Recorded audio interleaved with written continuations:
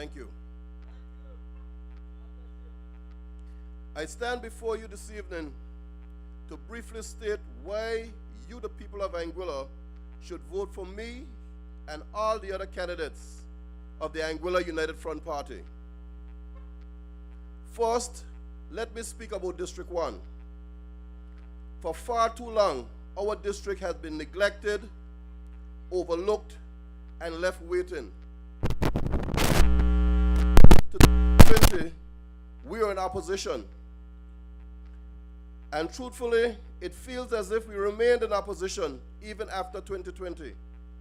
Despite having the Premier, who is Minister of Finance and leader of government business, as our district representative, we have nothing to show for it. But my people, our waiting ends now.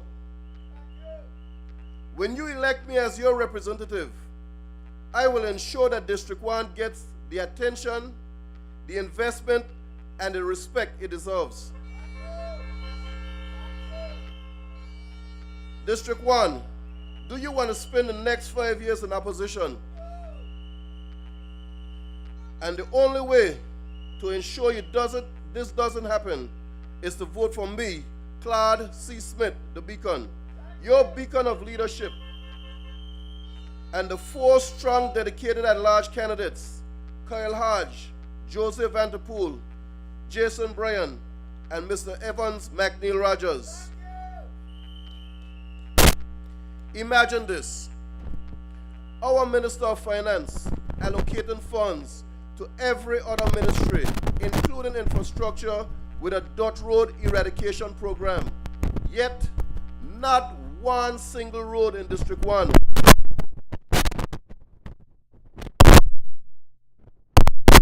possible. Mr. Premier, charity begins at home. But somehow, District 1 was left behind. This is not just an oversight. It's a clear message. If we don't stand up now, we will continue to be overlooked. Now we are being promised a boardwalk funded by an investor of the Savannah Bay Development Project. Another pie-in-the-sky promise. Are we really expected to believe that an investor will spend over $2 million on a boardwalk before he even starts his own project? District 1, we have heard promises before. Simpler promises like culinary classes, fuel on the dock, no GST, and what did we get? Nothing but GST.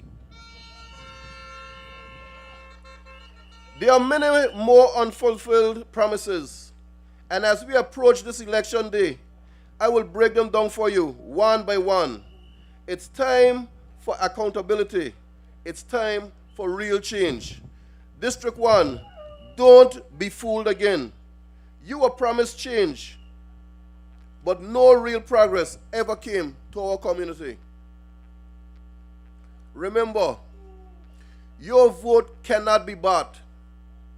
This time, let's choose leadership that truly puts people first.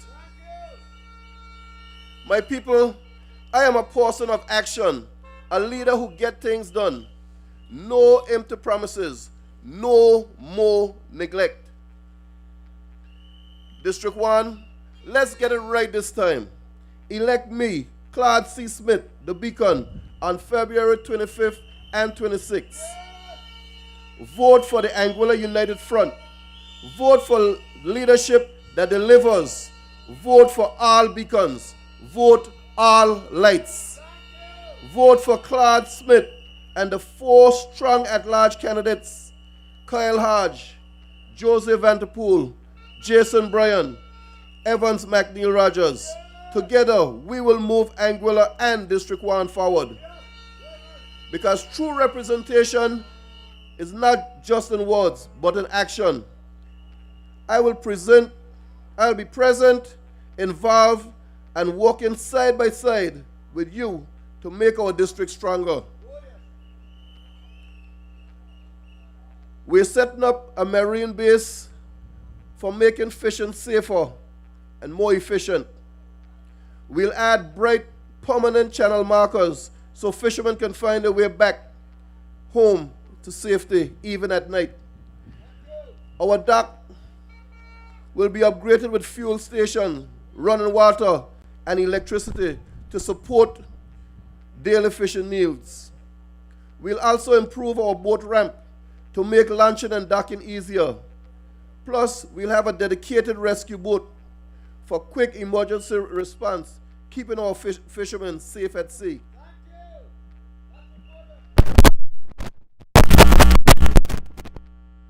And farming and tourism.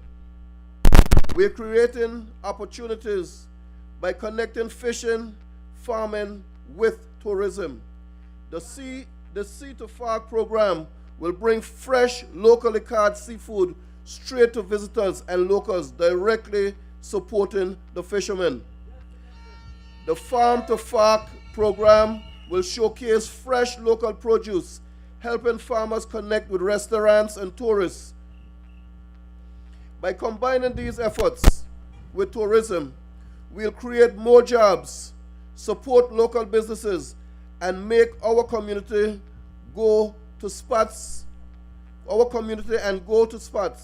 for fresh seafood and farm to table dining. District 1, because our athletes deserve better, the playing fields in Welches, Island Harbor, and Easton will be upgraded and improved with bathroom facilities, seating areas, proper lighting, and at least one indoor facility in the district. I will ensure these fields become vibrant spaces for growth and development where talent can flourish and thrive. District 1, it's time to invest in our athletes and our future. Road infrastructure is a top priority for me. For the past 15 years, the people of District 1 have been calling for better roads. While I understand that during the time in opposition, progress was limited, that was not the case in 2020 to 2025, yet nothing was done. When I am elected, this will change. We'll upgrade all the secondary roads in the district, ensuring safer and better infrastructure for our community. Enough of the empty promises. Enough of the waiting. It's time to take action. District 1 and Anguilla, on February 25th and 26th, I ask you to stand with me, vote for CLAD, vote 5 lights, shine them bright, vote all 5 beacons. Together with the other members of the Anguilla United Front, we will get Anguilla to where it needs to be. In District 1, vote for Claude C. Smith, the Beacon. In District 2, vote for our Premier, Cora Richardson Hodge, the Beacon. In District 3, vote Shelia Rogers Webster, the Beacon. In District 4, vote Cardell Richardson, the Beacon. In District 5, vote Devon Carty, the Beacon. In District 6, vote Patrick Martinborough, the Beacon. In 7, vote Cardigan Connor, the Beacon. And in all the districts, vote our 4 at-large candidates: Kyle Hodge, the Beacon; Jason Bryan, the Beacon; Joseph Vanderpool, the Beacon; Evans McNeil Rogers, the Beacon. And I'd like to borrow some words from Mr. Sutcliffe Hodge. If you want to save Anguilla, I urge you to cast all 5 votes for the Anguilla United Front on February 25th and 26th. Have a good night, and may God bless us all. Make your vote count. Anguilla United Front.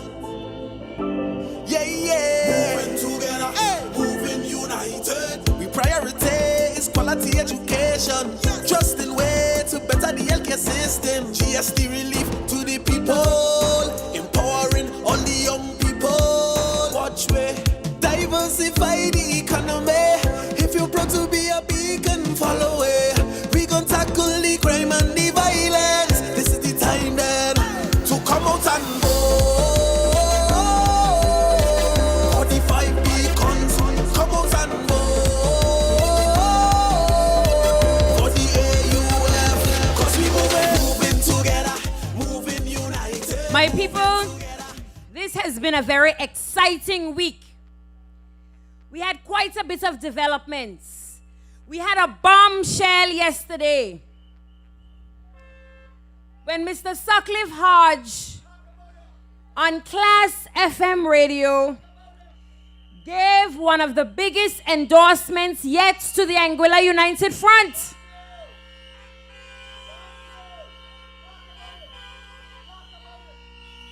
But Mr. Hodge didn't just give this endorsement in isolation. So if you didn't have an opportunity to listen to the program, I urge you to go back. Because Mr. Hodge told a story.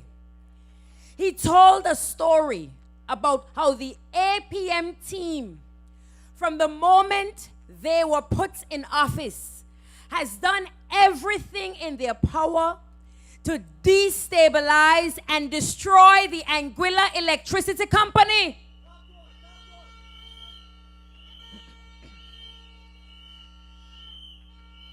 When they were pressured to pay government's bills, they backed Anglec in a corner and took them down to the governor's office. Instead of responding responsibly to that, the governor appointed an electricity commissioner to try to back Anglec in a corner.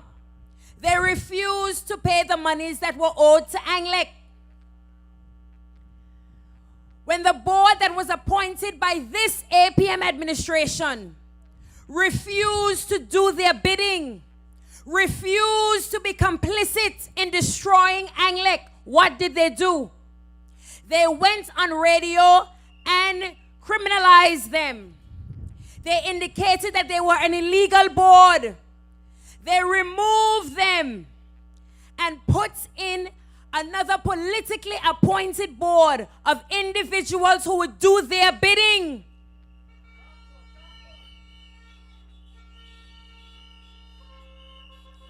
In doing so, they continue to push the PPA agenda, a power purchase agreement.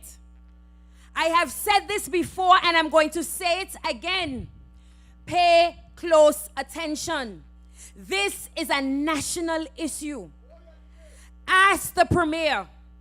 Ask Mr. Hayden Hughes. Why is it? Ask Mr. Courtney Morton. Why is it that you are pushing a PPA agenda so hard? What do you stand to gain from a PPA personally? Because I will tell you, if you talk to the people in Puerto Rico, they will warn you not to go down the road of entering into a power purchase agreement because it will destroy you.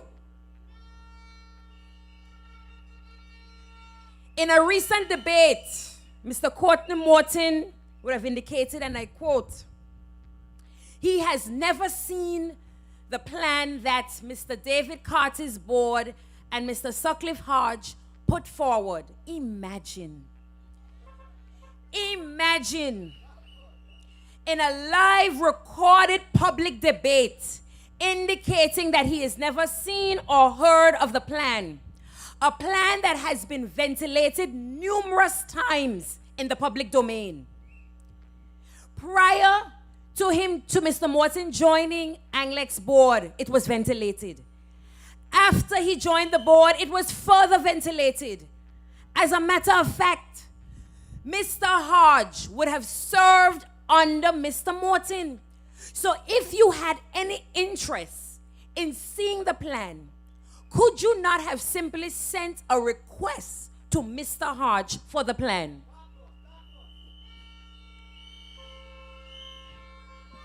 But my fellow Anguillians, the reality is this: Mr. Morton and his team never had any interest in the plan because they were put there with very specific instructions. Enter into a PPA agreement by any means necessary. And when they could not deliver on that, the Honorable Premier went on Cool FM and said that the issue with going into a PPA is that the CEO of Anglec is preventing them from doing so. Not even 2 months later, the board at the time fired Mr. Sutcliffe Hodge without cause. Imagine performing above and beyond in your job. Imagine bringing a company from the brink of bankruptcy and then being given your papers to go home. But not just being given your papers to go home, being asked to calculate your own severance pay. Could you imagine?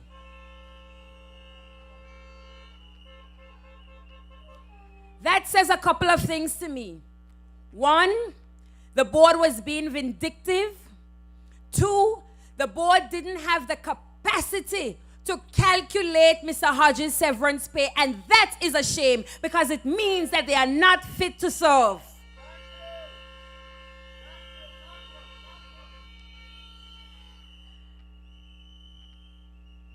My fellow Anguillians, this evening I am very proud to present to you, over the next few minutes, some of the best ever at-large candidates that you will ever find across Anguilla.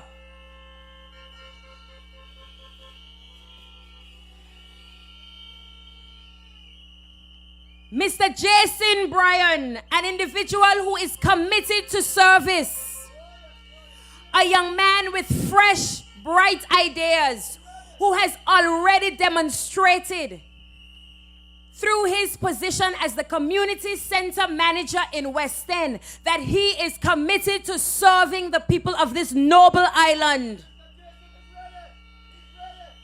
Mr. Joseph Ventupool, who from his very early years has distinguished himself as an exceptional academic, a hard worker, a critical thinker, and an exceptional representative.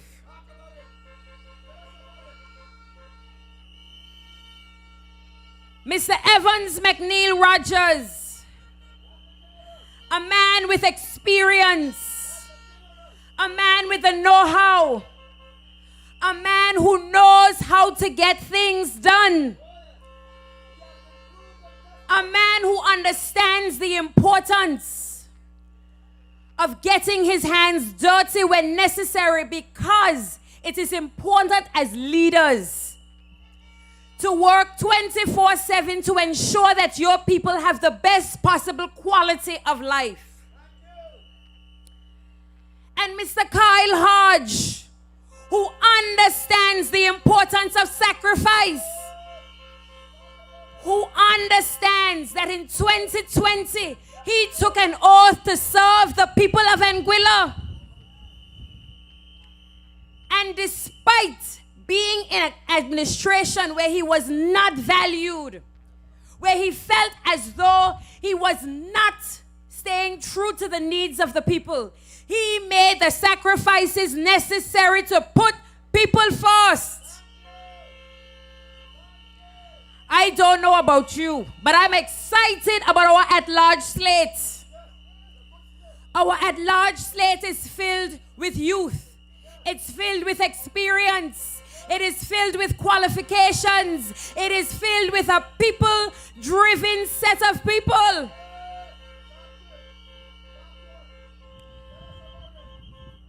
Over the last few months, I have had this distinguished pleasure of moving between District 3 and 4 with Mr. Cardell Richardson.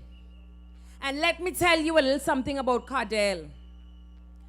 Cardell is no stranger to hard work. Cardell understands the value of putting the work in. Cardell is not someone that's coming to you fresh out of college. Cardell is a man with experience. Cardell is a man with integrity. Cardell is a man who understands work. For Cardell, it's not just about fancy words.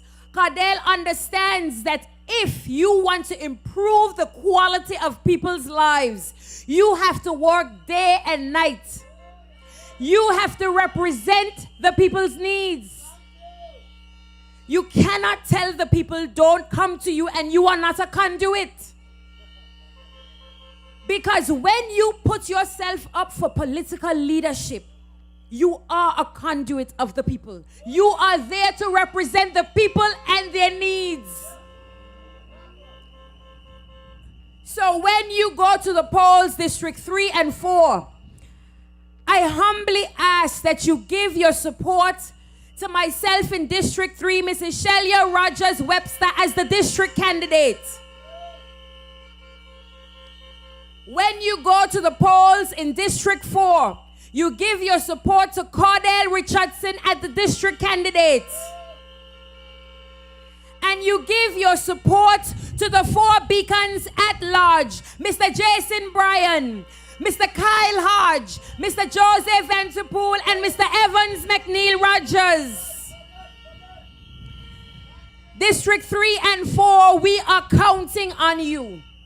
It is no secret that you are 2 of the largest districts, and your support matters to us. So Cardell and I are asking you to come with us. To the other districts near and far, District 1, we are counting on you to elect Claude Smith. District 2, we are counting on you to elect our first female premier, Mrs. Cora Richardson Hodge. District 5, we are counting on you to elect Mr. Devon Carty. District 6, we are counting on you to elect Mr. Patrick Martinborough. And District 7, we are counting on you to re-elect Mr. Cardigan Connor. We have a team of individuals with a proven track record of service. We are community-minded, we are people-focused, and we are experienced and qualified to serve. With this in mind, I now call on stage our powerhouse, Mr. Jason Bryan. We're broken down and tired of living life on the merry-go-round, and you can't find a fighter, but I see it in you, so we gon' walk it out. Move mountains, we gon' walk it out and move mountains. And I'll rise like the day. I'll rise unafraid. I'll rise up, and I do it 1,000 times again. And I'll rise up, I like the waves. I'll rise up, in spite of the ache. I'll rise up, and I do it 1,000 times again. Good evening, my fellow Anguillians. Good evening to my wonderful people of District 3 and District 4. Dominicanos y dominicanas en Anguilla, buenas noches. Tonight, we gather between 2 districts at a crucial moment of choice. District 3 and 4 have the opportunity to choose leadership that truly understands what progress means. Leadership that knows that real development starts within investing in our people, not just buildings. In Shelia Rogers and Cardell Richardson, you have two leaders who understand that real progress means putting people first. Leaders who know that our local businesses, our fishermen, our entrepreneurs are the backbone of our community. I stand here with a vision shaped by our shared experiences, a vision of District 3 and 4, where our young people don't just survive on minimum wage jobs, but thrive as business owners and skilled professionals. Our communities don't just watch development happen, but lead it with local ownership and innovation. Our future isn't just talked about in government office, but built right here in our streets, our shops, and in our homes. You know, this week we witnessed something that revealed exactly why change is necessary. In a debate organized by our youth, the future of Anguilla, the APM representative for District 3 actually said, and I quote, "I'm still waiting to see the first person who passed away from GST tax."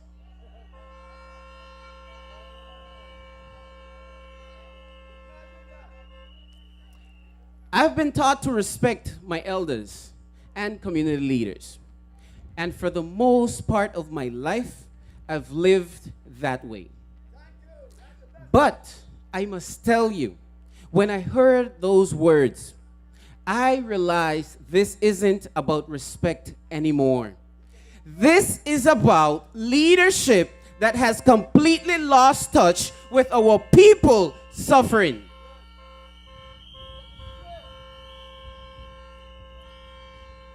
That's why District 3 is blessed to have Shelia Rogers, a leader who doesn't wait for tragedy to act, a leader who understands that our people's struggles aren't measured by death certificates, but by the daily battles they face to put food on their tables, to keep their businesses open, to give their children the future that they need. And in District 4, you have Cardell Richardson, a true man of community. Together, Shelia and Cardell show us what real community leadership looks like. They don't need to wait on reports to know what's going on. They live it with you, work alongside you, and serve among you every day.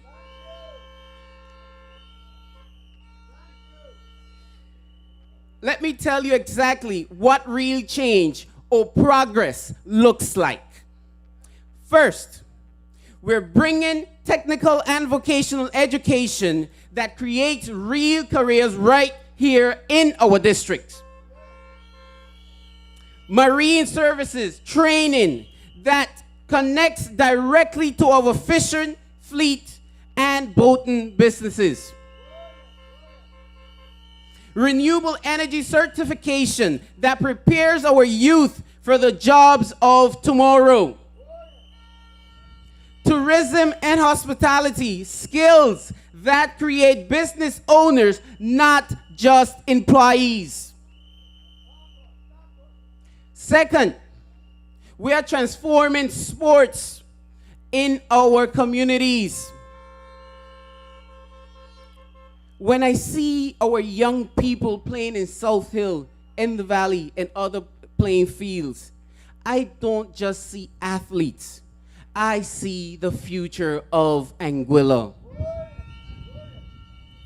That's why we are supporting the upgrading of the Anguilla Tennis Academy to international standards, so it continues to be a conduit for our young people to receive scholarships to universities. Building an MLB standard baseball field to attract scouts and create million-dollar opportunities for our youth. Creating sports programs that give our young people the purpose and direction.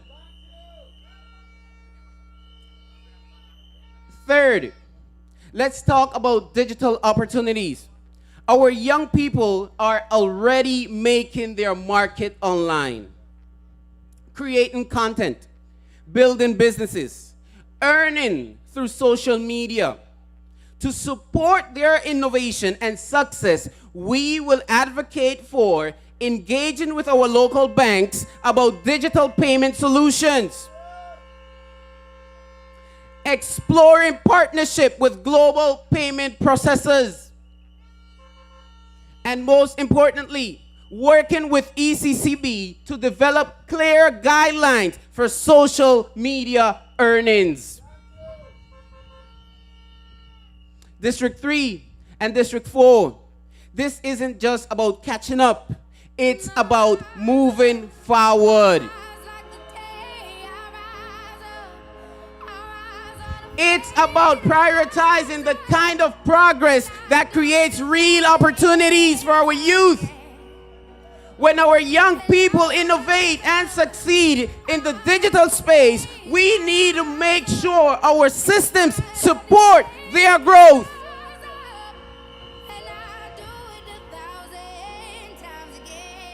Tonight, I call on every young person in District 3 and 4 to rise up. Your time is now. Your voice matters. The future is at stake. The silence is quiet, and it feels like it's getting hard to breathe. Mi pueblo dominicano, Know you feel like dying. el tiempo de levantarnos es ahora, no después. Los desafíos que hemos tenido que pasar por tantos años, los que trabajan en hotelería, piensen en las posiciones a las que han sido destinadas. Los que trabajan en construcción, piensen en las batallas y las cargas que deben sobrellevar día tras día, porque solo nos ven diferentes. Comunidad dominicana, no hay dinero que compre tu deseo de superación. No hay precio que compre el desarrollo de tus hijos. No necesitamos sobres en el día de las elecciones. Necesitamos personas dispuestas a representarnos. Necesitamos liderazgos. Déjenme ser su voz en el Congreso. Voten por mí como candidato nacional y voten por todo mi equipo en la Anguilla United Front. Voten en el distrito por los candidatos y voten por todos nuestros candidatos nacionales. En el distrito 3, voten por Shelia Rogers Webster. En el distrito 4, voten por Cardell Richardson. Y a nivel nacional, por favor, voten por Kyle Hodge, Joseph Antipool, Evan McNeil Rogers y su servidor, Jason Bryan.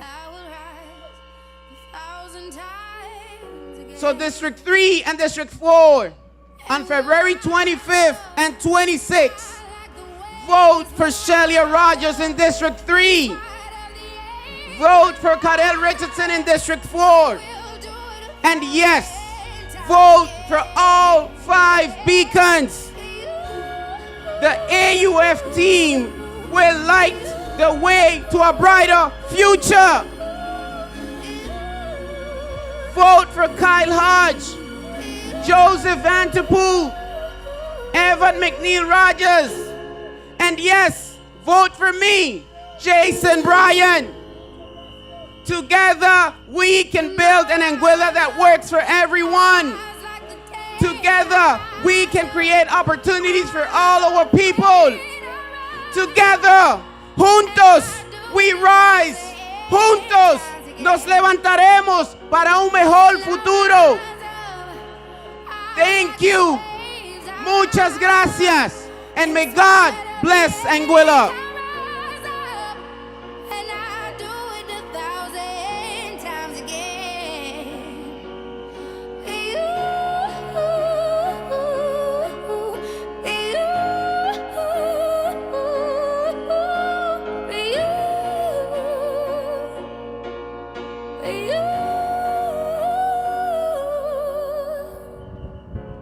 The silence is quiet. Make your vote count. Anguilla United Front. Yeah, yeah. Moving together. Hey. Moving My fellow Anguillians, on the 25th and the 26th of February, we are moving together. I'm asking that you don't leave home without someone with you. We want full cars coming out to vote. We want you to bring out your brother, your sister, your mother, your father, your children, your grandchildren. We need everyone out on election day.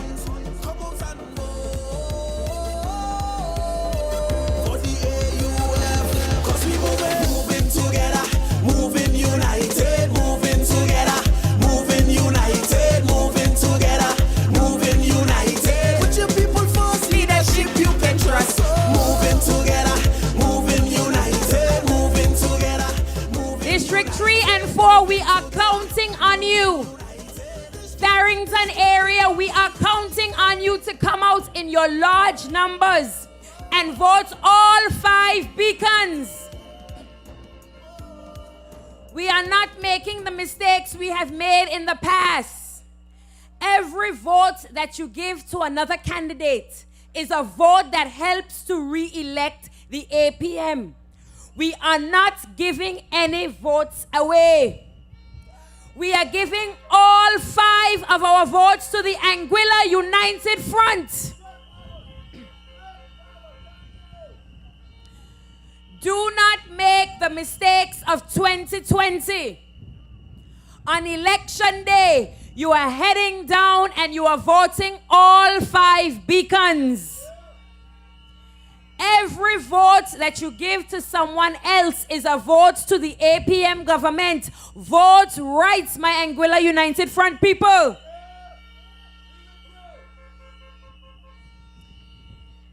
At this time, I would now like to welcome on stage an individual who has served with distinction in the Anguilla House of Assembly since 2020. He was the youngest member of the Anguilla House of Assembly. He is an individual who is not just brilliant. He is brilliant, he is well-rounded, he is committed to community service at every single level. If you're looking for Jose, where can you find him?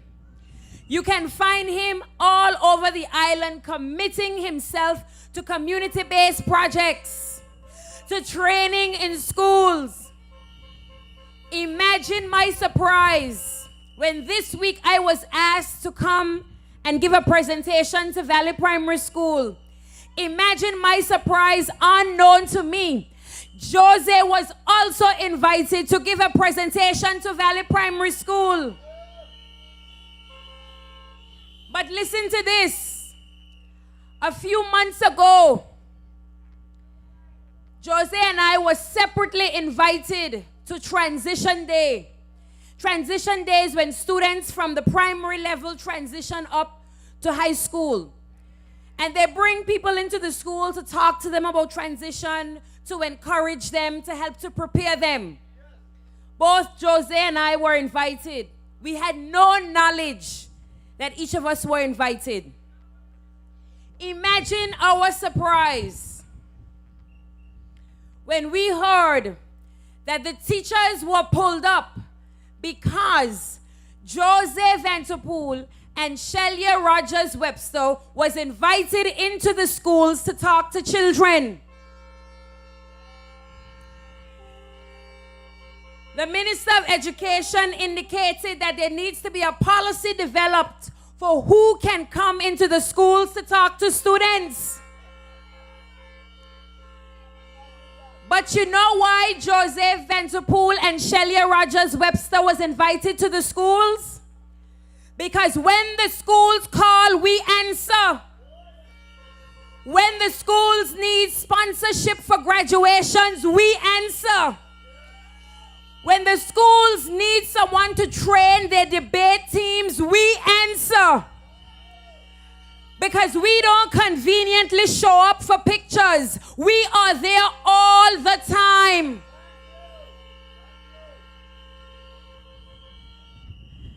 So no matter what you do to the teachers, no matter what policy you put in place, they will always call and rely on us because they believe in us just as the students believe in us. At this time, I wish to call on stage my amazing and phenomenal, well-rounded colleague, the Honorable Mr. Jose Vanterpool. Make your vote count. Anguilla United Front.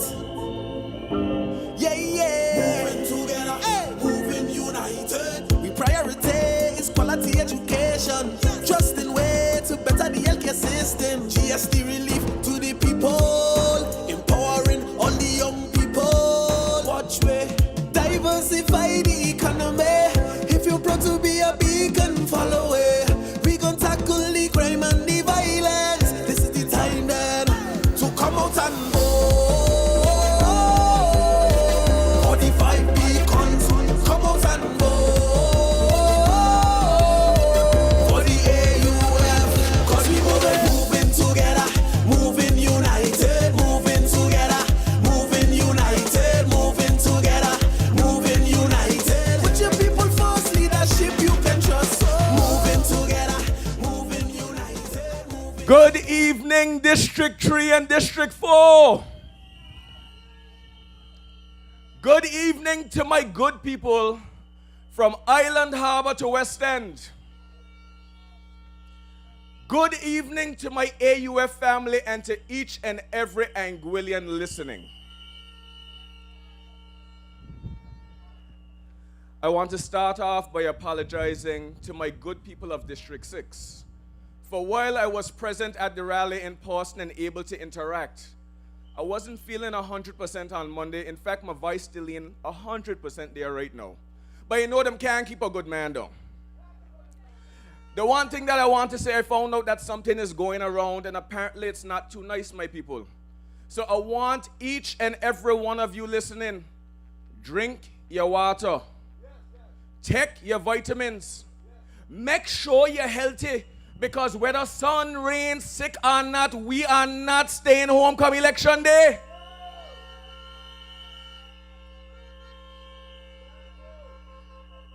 But let me tell you, my people, even though I didn't feel 100% even tonight before coming up, how can I not feel amazed, heart-warmed, not only from the reception and the energy that we get from you, our AUF people, you, our people of Anguilla, but what an amazing team that I have. And I want to say now, thank you to each and every one of my teammates.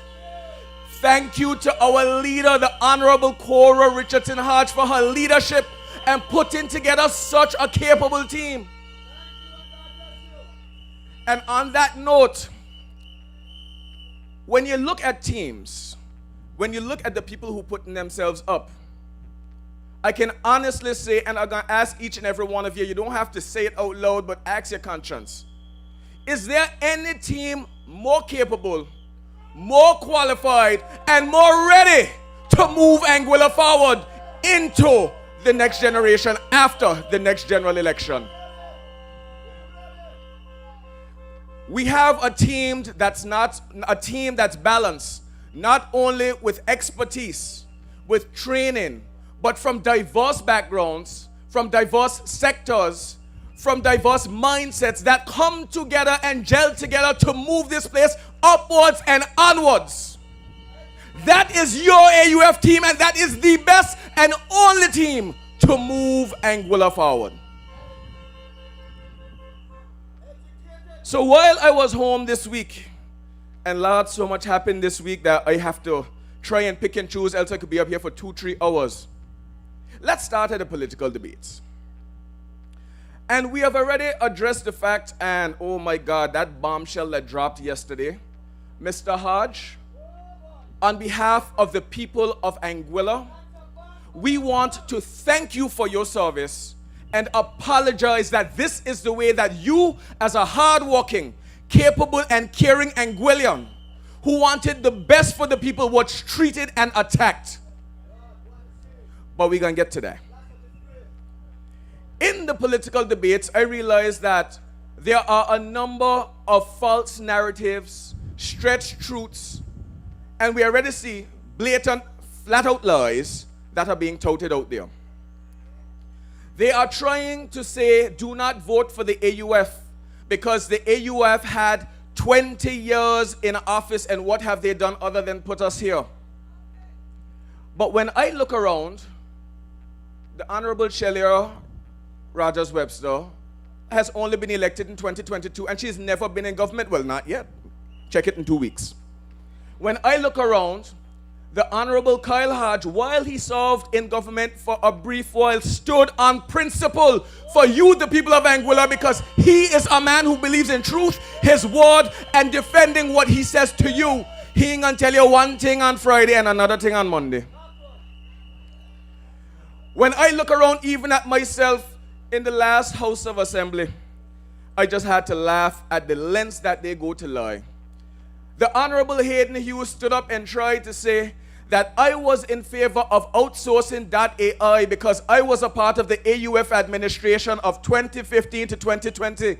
And it was in the 2016 MTEF to look at doing that. My people, 2016, I wasn't even halfway through my degree. I come back late 2018. How you gonna blame me for that? But you have been in government for 4.5 years, but you afraid to defend your record, and I ain't just here talking about all of them. How will you talk about the Honorable Cora Richardson Hodge, who has a proven track record, who has demonstrated time and time again that she is prepared, capable, and has everything it takes to lead this country? The one who laid the foundation for the little things that you're going out there and trying to claim as your own, even when it happened in her time in office. My people, I do not want you to be fooled by the lies that are being told out there. There's another lie, mistruth, I don't even know what I'm doing because I'm trying to figure out how them get here.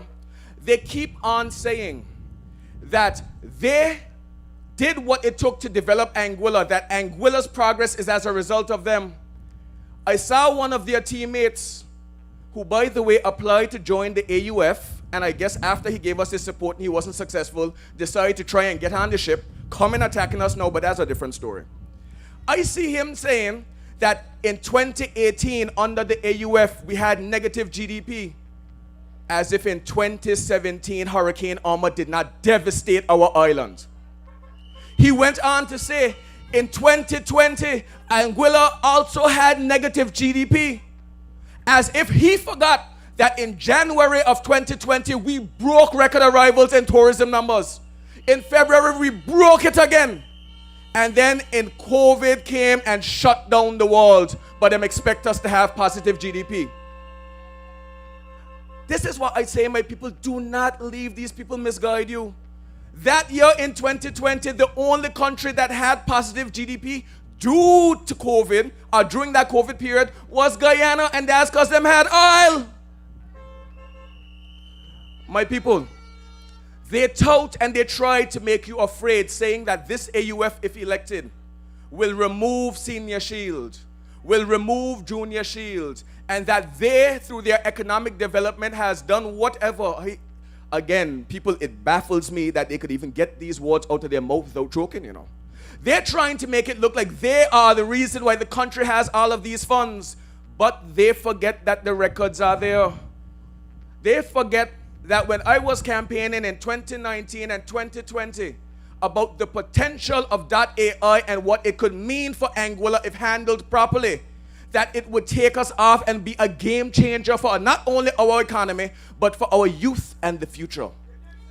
They said that there's a pie in the sky. Oh, where he gonna get the money from to do that? They ain't had a clue. They criticize, they say what they want. In 2022, ChatGPT was released and the floodgates opened. Money started coming in. The same people who out here telling you no, that they had to enact GST when they promised you that they would not enact GST. The same people who now telling you that GST money is not enough. Why them ain't accounting for the fact, how would you have implemented Junior Shield, Senior Shield, built the airport, or any of the programs that you are touting of success without the millions of dollars that came in from .ai that you didn't have the vision to see coming? Not once in the debates they acknowledged that windfall. That was the word they wanted to use. But my people, .ai and its value is not going anywhere. It will only be a windfall because they do not know how to turn it into a reliable revenue stream. When the premier in the House of Assembly was happy to stand up and say .ai was projected to bring in $24 million, but we're getting a $50 million surplus. He don't tell you now that I walked to him after, and I have on record saying this again. I've said it many times, including in the House of Assembly. Premier, that 50 million you're playing with is cute, but that's just the tip of the iceberg. That has the potential to be more than 500 million on its own. But now they want to come talking about this $500 million budget. What did they do to bring in that money? What plans have they enacted to grow our economy? When they were out there telling you, the people of Anguilla, vote out the AUF because GST will cripple this country, killing your favorite mango tree. What have they done that was not laid out for them by the Anguilla United Front? And people gonna ask and say, so what are your plans? What are you gonna do? And you want to know, people, why I'm not being very explicit in stepping out exactly how we can go 1, 2, 3 in terms of building Anguilla into a digital economy? Because every time I open my mouth, them got them notepad ready because they want to come next week saying the same thing, pretending that they know. But my people, I myself do not claim to know it all. In 2020, when you elected me, and when we, the AUF, ran on a platform of economic development and digital transformation, unfortunately, we didn't make government, and the reality was 5 years in opposition. So, do we sit down for 5 years, wait to get elected, and then come up with our plans? No, my people. I have been studying for the past 2 years, trying to figure out my doctorate thesis. When I wrote to the university, one day I'm going to read you the application letter. The whole foundation of my thesis is to build Anguilla out to $1 billion economy. It was supposed to form the foundation of a national development plan. And when I say supposed to, when I look at the diverse team that we have and all of their skill sets, I don't have to worry about all the sectors of our economy. My recent focus has been on how do small island developing states learn from emergent economies to have successful digital transformation, because when we get into office, we don't plan on leveraging .ai. We will, for the benefit and for the people of Anguilla. Another lie that was touted on the political platform was that a member of the APM team who claimed to have served as a director on Anglec board has never seen the plan. Well, my God. Well, Mr. Hodge yesterday, he already set the record straight and showed that they are blatant liars. But my people, we, the Anguilla United Front, did not get the plans from Anglec because they came to us first. They went to government. They called government. They reached out. Government would not answer. Government would not do anything. They went to the public. They presented the plan and still nothing from government. They came to us as a last resort. For us to bring that plan to the House of Assembly, where we debate it, them shut it down, but till now they cannot present their plan.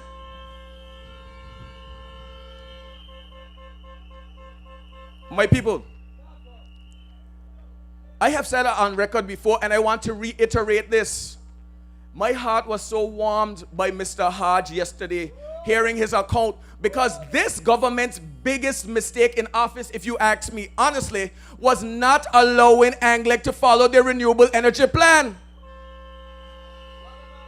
They're talking about electricity credits, where they give you a 500 EC here, a 2,000 EC over the course of 4 years. But they could have cut your electricity bill by 70% had they simply stepped out of the way, not be greedy, because, and I'm saying greedy because the maths ain't matching, and you know what I'm saying when the maths ain't adding up. But if they truly cared about you, the people of Anguilla, they would have stepped aside and allowed Anguilla to do what it needed to do. Not only would that have set up Anguilla as the energy provider that gave real relief to the people, but Anguilla would have been leading in the Caribbean region. Again, my people, they have no plans. One thing that Mr. Hodge said that really struck me, and it really bothered me, because I do acknowledge it to be true, but it hurt my heart, because we as a people need to change this as a part of our culture. And an integral part of changing this culture is who we put to lead. And what Mr. Hodge said was, we as Anguillians do not value our own. Now, while a lot of people might say that's a fact, a lot of people might disagree. This government has shown you, they have told you, they say, why put Anguilla in the hands of people who is not able to manage it? And who more qualified than Mr. Hodge? When they needed help with their education reform task force, I gladly stood up to serve, because I have told them it is not simply about party, it is about Anguilla, and I am willing to help in any position I'm able to. They included me in the educational reform task force, but when it came to our .ai domain that they criticized, they attacked, they had no plans, no vision, not even a clue about, they gave it away to a foreign entity without including consulting, and think even about me. Do you know how many young Anguillians we have trained and qualified locally and in the diaspora who are hurt because what are we training ourselves for? If not to be able to come home and contribute. But our government is saying that we are not capable. And that leads me to what the Honorable Shelley Rogers Webster was saying. It warmed my heart, because I didn't know she was invited to talk to the students until I saw it posted, and I let her know, but my session is tomorrow. And before people go out there attacking the teachers, I want to make something clear, because the teacher let me know. I was invited by request of the students. Shelley was invited not by the teacher, not by the school, but by the request of the students. So when you put your policy in place to govern who can come talk to the students, and you try to stop us, why you don't focus on going talk to the students so them could call you? But then again, they go out and say, what are you coming to me for? My people, especially to the people of District 3 and District 4, I want to make this abundantly clear. This election is a critical election in Anguilla's history. We are at an inflection point where we can either turn up or go straight down. And that is not in our hands, it is in you, your hands, you the voters, you the people of Anguilla. And if you want to see our youth given the opportunities, if you want to see Anguillians given the chance not only to help build this nation, but to be proud of developing this nation, if you want to see what it truly means to not only put Anguilla first, but put Anguillians first, you have no choice but on election day to go out and vote for all 5 lights. And to the people of District 3 and District 4 especially, I didn't want to sound repetitive, but you know what? Maybe last election we did not repeat enough. So you're going to get tired of hearing me saying this. On election day, there is no room for mixing or matching. No room for mixing or matching. If the people of District 3 and the people of District 4 vote for the beacon to the left and all 4 islands, that's your government. But we ain't stopping there. We vote in all 5 beacons in all 7 districts. We send in this government a message. Well, I can't call them the government no more because they are not returning. And my people, Lord, if I ever return them to the office, I'm going to let I know from now. I ain't going to tell I after. I just tell me I like licks. Because we, the Anguilla United Front team, are coming to help you, help our country, and to move this country forward. Because when these people do not have ideas and they do not have plans, what will they result on? We don't want to find out. So my people, election day, all 5 lights. Vote for Team AUF. Thank you and good night. Make your vote count. Anguilla United Front. Yeah, yeah. Moving together, hey. Moving united. We prioritize quality education. Trusting way to better the healthcare system. GST relief to the people. Empowering all the young people. How are we feeling tonight? How are we feeling tonight? If you're proud to be a beacon. I don't know about you, but I'm proud to be a beacon. We're taking this energy and this momentum straight into election. We have about 12 days left. It's a lot of hard work. We require your support along the way. If you know someone that we need to reach out to, if you know someone that we need to specifically talk to, reach out to us. This administration called a snap election because they anticipated or expected that the Anguilla United Front wasn't ready. But if you stay ready, you don't have to get ready.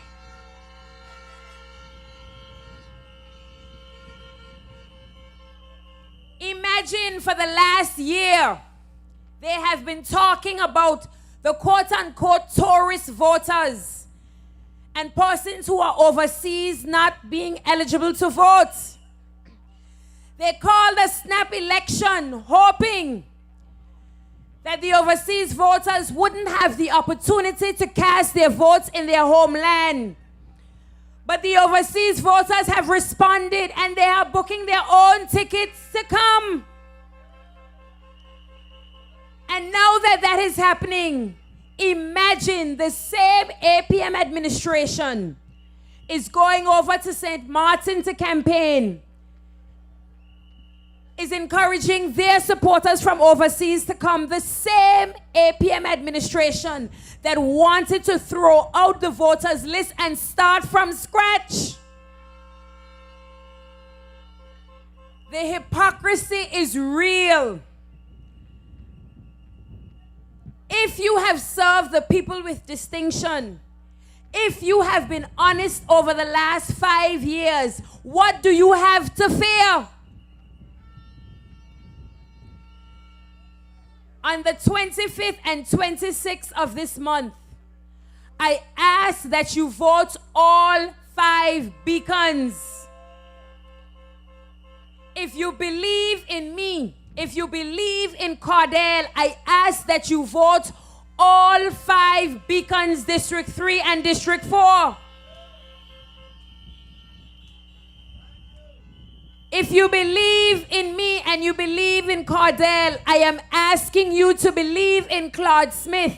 I'm asking you to believe in Cora Richardson Hodge. I'm asking you to believe in Devon Carty. I'm asking you to believe in Patrick Martinborough. And I'm asking you to believe in Mr. Cardigan Connor.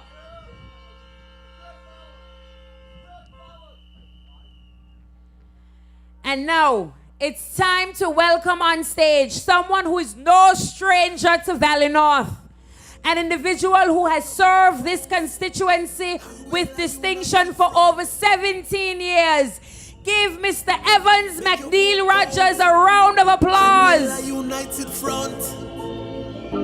Yeah, yeah. Moving together, hey. Moving united. We prioritize quality education. Trusting way to better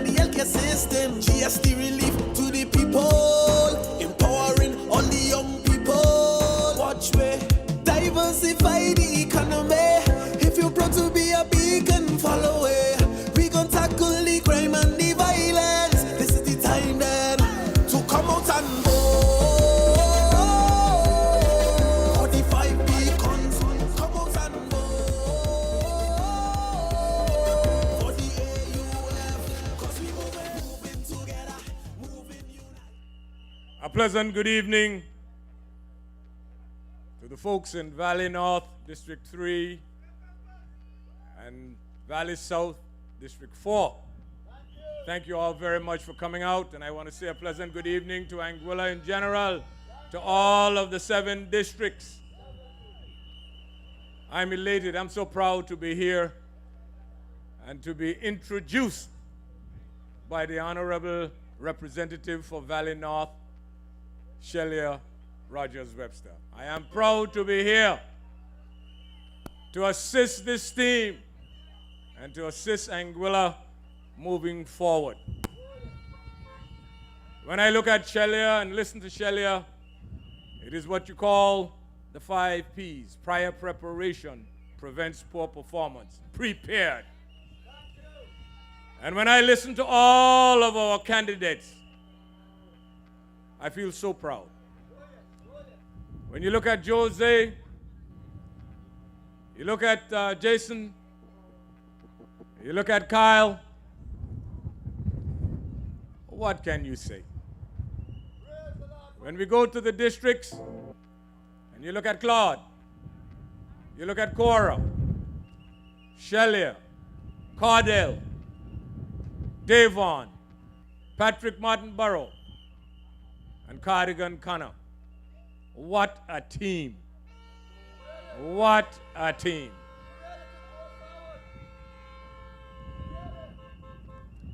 As age would put it, I am following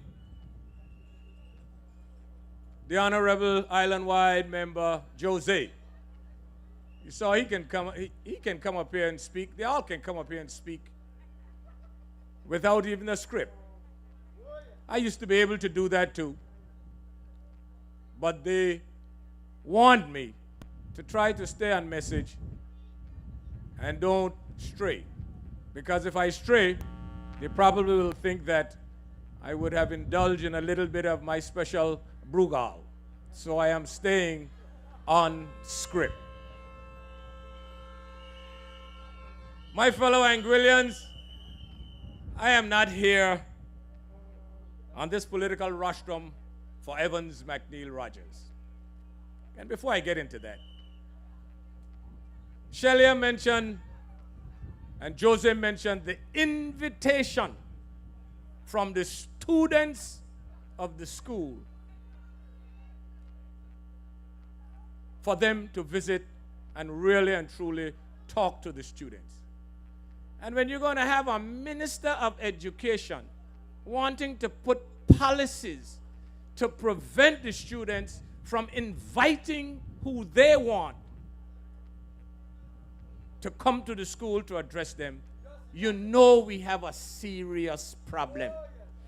That minister does not need to be anywhere close to the halls of government again. So we've got to send her home, and I'm asking the electorate in district number 4, please on election day, send her home. Jose and Shelia did not have to use Zoom to speak to the children. When the teachers union wanted a meeting with her when the school was closed, crisis in the school, in Anguilla, she wanted Zoom. I just wanted to get that out there. We got to be cognizant of what is happening around us. This election, my fellow Anguillians, is not about $5,000 or $6,000 worth of fireworks and all sorts of stuff. This is a serious, serious election, and our country is at stake.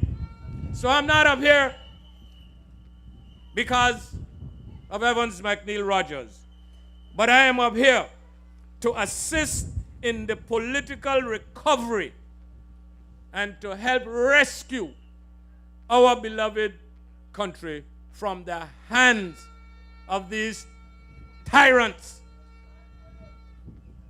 that make up the APM.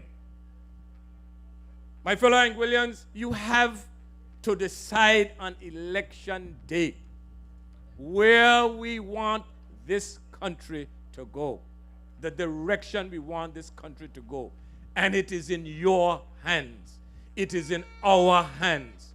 We are putting ourselves up on this political rostrum, and we are offering ourselves to you, the people of Anguilla, to be able to assist our country and to take it back from these devious individuals who are and who has been in government for the last 4 years and 8 months. So I want you to be very cognizant of what we have to do in order to take this country back. There is no doubt that during this campaign, during this election cycle, the Anguilla United Front, there's a momentum, there's a level of energy. We just don't want to have this momentum and energy during the campaign and during the public meetings. We want to take this energy and excitement to election day.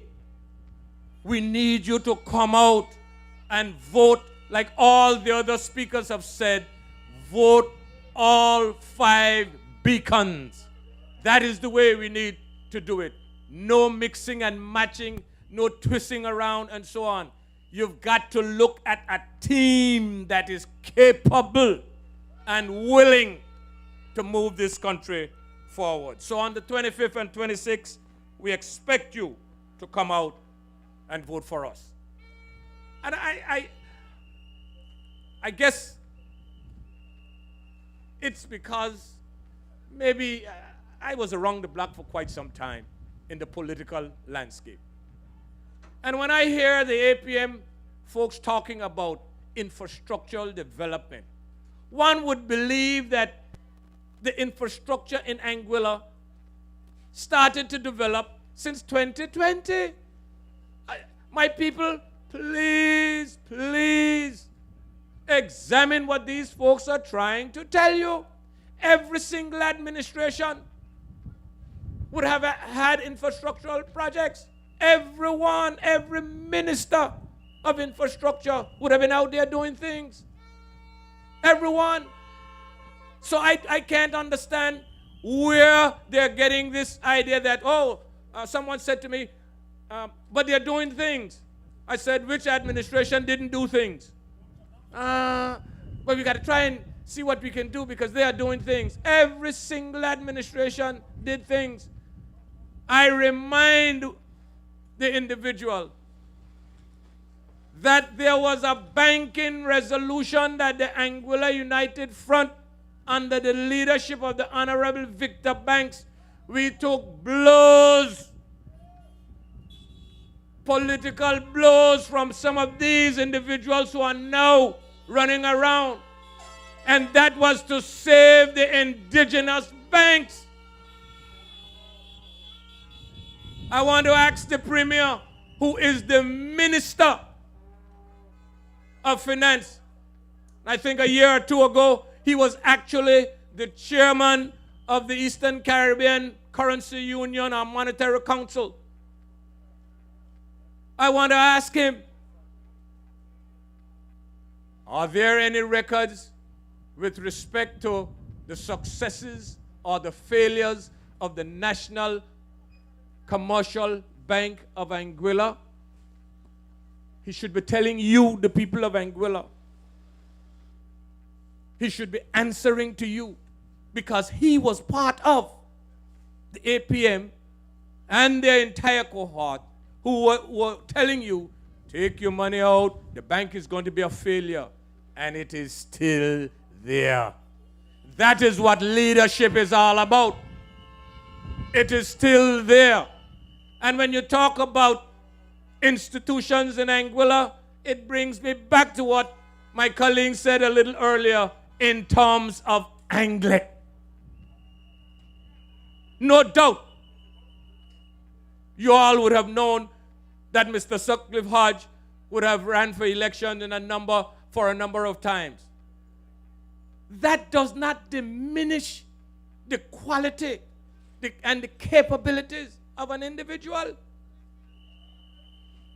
And when you look, and when I listened to him yesterday, I think it was, on Hammer, I don't cry, but I was moved by what he had to say, and I'm hoping that the people of Anguilla listen. I am hoping that they listen. Because if you can take a board and throw it out because they're not following your agenda or they're not doing what you want to do, that is cause for concern. And if you are going to dismiss anyone on contract or any other arrangement, dismiss them without cause. Something has to be fundamentally wrong with that sort of thing. Must be wrong with it. And I'm saying that the process and the practice, of course, was part of our administration as well. That process and practice that has taken place in Anguilla for quite a long time about appointing our supporters to boards should stop, and it must stop. And when I say appointing them to boards, you have to appoint individuals who are capable of contributing to the overall development of Anguilla. Whether it's Anglec, whether it's, well, it used to be the Health Authority Board and water, they dismantled all of that. But the point I am making here is that we have to move past that. Sutcliffe and I ran against each other. He is capable. So in a government, I must oppose him because he opposed me politically? No, it is for the good of Anguilla. That's what it is. And he was abundantly clear in his message.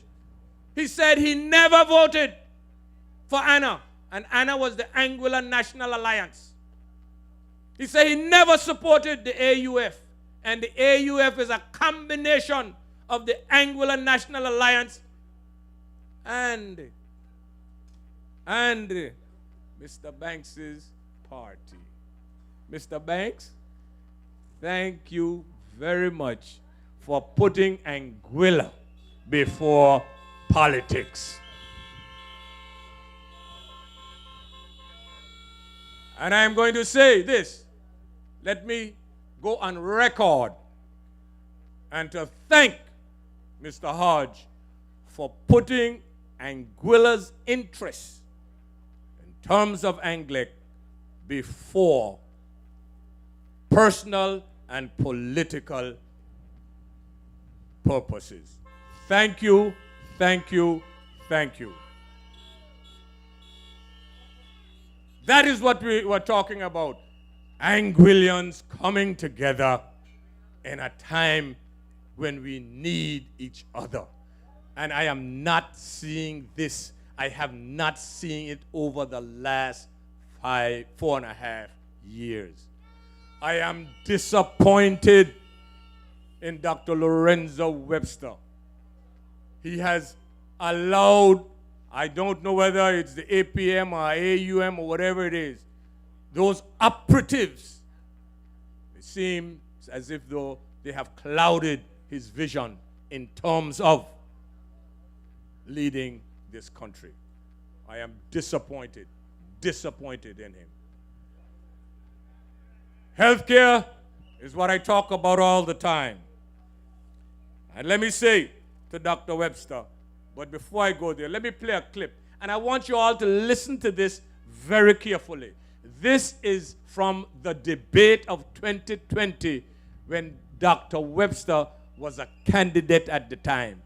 Please listen to this because it is a clear indication where he was then and what he has turned into now. As a candidate,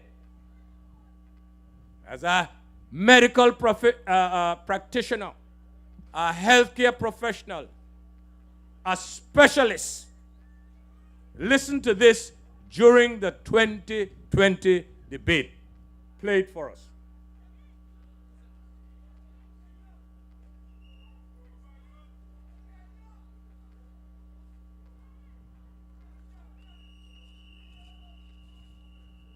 Got it? And while they queue that up, let me make another point here. When we're talking about the debates, they all come to the debates. They all are campaigning through these debates. Every single one of the APM candidates thus far in those debates, you would have heard about Junior Shield, Senior Shield, the airport terminal. You would have heard about the removal of GST from food and the vouchers and the payments to Anguilla. That's all good. I don't have an issue with that. But at the end of the day, are they listening to the cries of the people that must go to the grocery stores and are faced with those harsh reality and the prices that are there? Are they in tune with what's happening on the ground? They're saying, oh, the Anguilla United Front was in office for 20 years. And I'm saying, wait a minute. Something here isn't adding up. From 2010, over the last 15 years in Anguilla, the APM/AUM has been in office. From 2010 to 2015, it was AUM/APM. From 2015 to 2020, it was AUF. From 2020 to 2025, it's APM. So of the last 15 years, the APM was in government, APM/AUM was in government for 10 of them. And they're coming to ask you for another term. 10. So you need to ask them, if they're saying that the United Front was in office for 20 years, and they were in office 10 of the last 15 years, legitimately, you can ask them, what have you done in 10 of 15 years? It's simple, straightforward. They're talking about yes to progress. Yes to progress. Progress is wonderful. Wonderful. But you know what? Progress for who? Who is progressing? You've got to ask yourselves, are you progressing? That's what you've got to ask yourself. And let us be reminded that at the end of the day, Anguilla is bigger than all of us. As small as it is bigger than all of us. These guys who are occupants of the office in government, they do not care about what you are going through. They do not care. It seems like they're having little technical difficulties, but at the end of the day, what Dr. Lorenzo Webster was saying in that debate in 2020 was that he was going to telemedicine. You don't have to be here for specialists. He spoke about robotic surgery, where folks in thousands of miles away can be controlling the robotics while you are here. He spoke about all sorts of wonderful things that are needed. All sorts of wonderful things. And I wanted that to play because I want to ask him, and I want to ask you, the people of Anguilla. That is what he was saying 5 years ago, and we need to ask him, of those things that he spoke about, how much of them is here today? Reality, reality. How much of them is here today? And I would have said it before. You remember in 2015 election, up at the Vivian Vanderpool School, Brother Clive, did you go and get some checks? There were some doctors, nurses, and everyone. Okay, good. And he was a candidate at that particular point in time. In 2020, he was the occupant of the highest elected office in this country. Have you seen any of those folks back here since? These are questions that you must ask the doctor. And when we go forward and we're talking about the healthcare, I have a whole list of things that we intend to do in healthcare. So when those folks are talking about, oh, don't tell us what he didn't do, tell us what you're going to do, here's what we're going to do. On day one, the 27th of February, I intend to sit down with the folks from the Department of Health Services and make an assessment with their thoughts and their ideas moving forward, not mine. The staff must feel that they are welcome and appreciated for the work that they have done under harsh and severe conditions for you, the people of Anguilla. And don't forget, in 2020, they were all around here parading, and when they won the election, there's a doctor in the house, and that doctor has disappointed all of us here. Totally disappoint us. So you'll have to get with the staff, and we'll deal with them. We have to look at the inconsistent standards of care and service, especially in our public health system. Have to look at it. There is so much uncertainty in the public system. Some of it because of the doctor taking away, doing away, repealing the Health Authority Act and going back under government without a clear vision as to where he wants to take it. After 10 months, it was last week or about 10 days ago, that he had the first meeting with the staff. Technology right now is oh, you got it? process medical records, but we can also access specialists by telemedicine. Also, in terms of digital health, one of the ways that we can use technology right now is to process medical records, but we can also access specialists by telemedicine who don't have to be in Anguilla at the time to provide the services that we need and that are necessary, and that would reduce the cost. Certainly, if it's a surgery that's necessary at this point in time, the surgeon can be here to do that. But there's also robotic surgery where the surgeon can be elsewhere and just have persons on the ground doing the operation with their hands controlling the robot, which could be thousands of miles away. So there are lots of things that technology can do for us.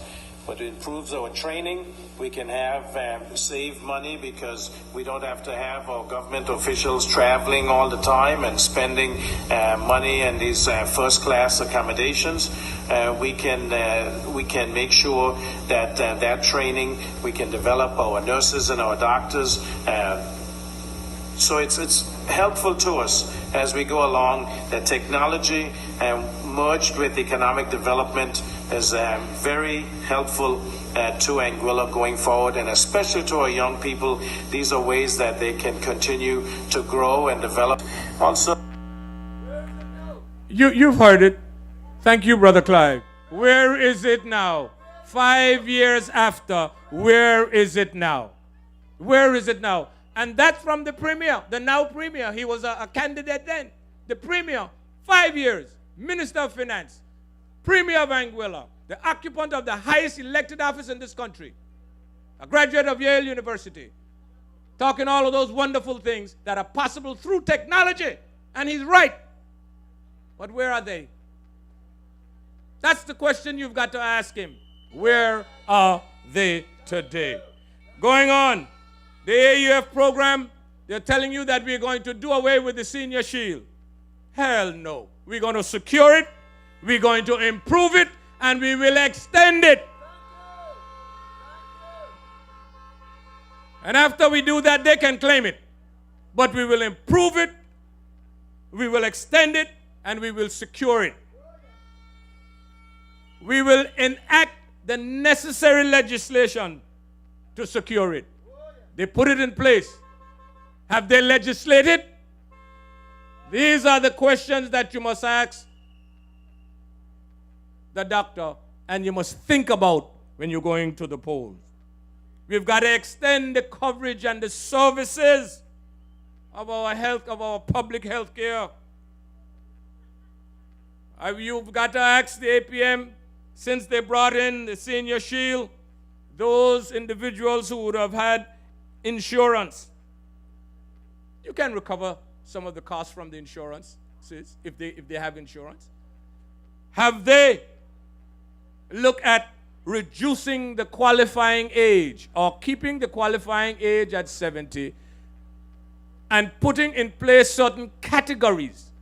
You don't have to be 70-year-old to have a debilitating lifelong disease. You can be 38 years old.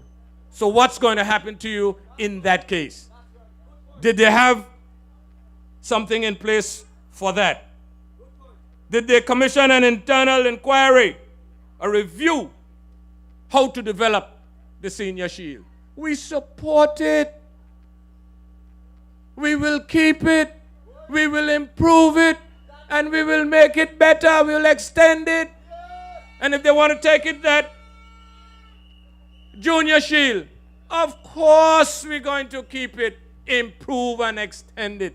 We have to look at it in totality. The supporting staff must be there. Training will have to be brought in place. We've got to do it. We must also look at healthcare financing. That is a specialty that the doc must know about. Must know about healthcare financing. And when I was the Minister of Health, I didn't have $3 million US coming in a month from .ai. If we had that kind of money coming in, and I wasn't the Minister of Finance, I had a Minister of Finance who would listen, but I have to make the case. We didn't have that luxury. So, at the end of the day, we must be able to invest in our healthcare. We must look at healthcare financing. We've got to look at universal healthcare coverage insurance for us here in Anguilla. We've got to be able to make agreements for tertiary health outside of Anguilla. If you're going to put a senior shield in place in Anguilla and you're not having conversation with Hughes Medical Center and with the 2 pharmacists, private pharmacies that are on island, what are you doing?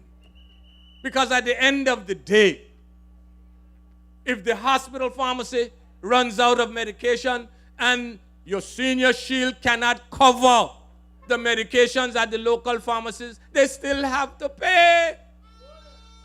So you got to have a discussion with them.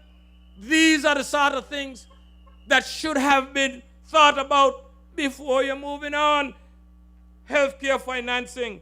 We have got to deal with the staff of the Department of Health Services. They are hurting.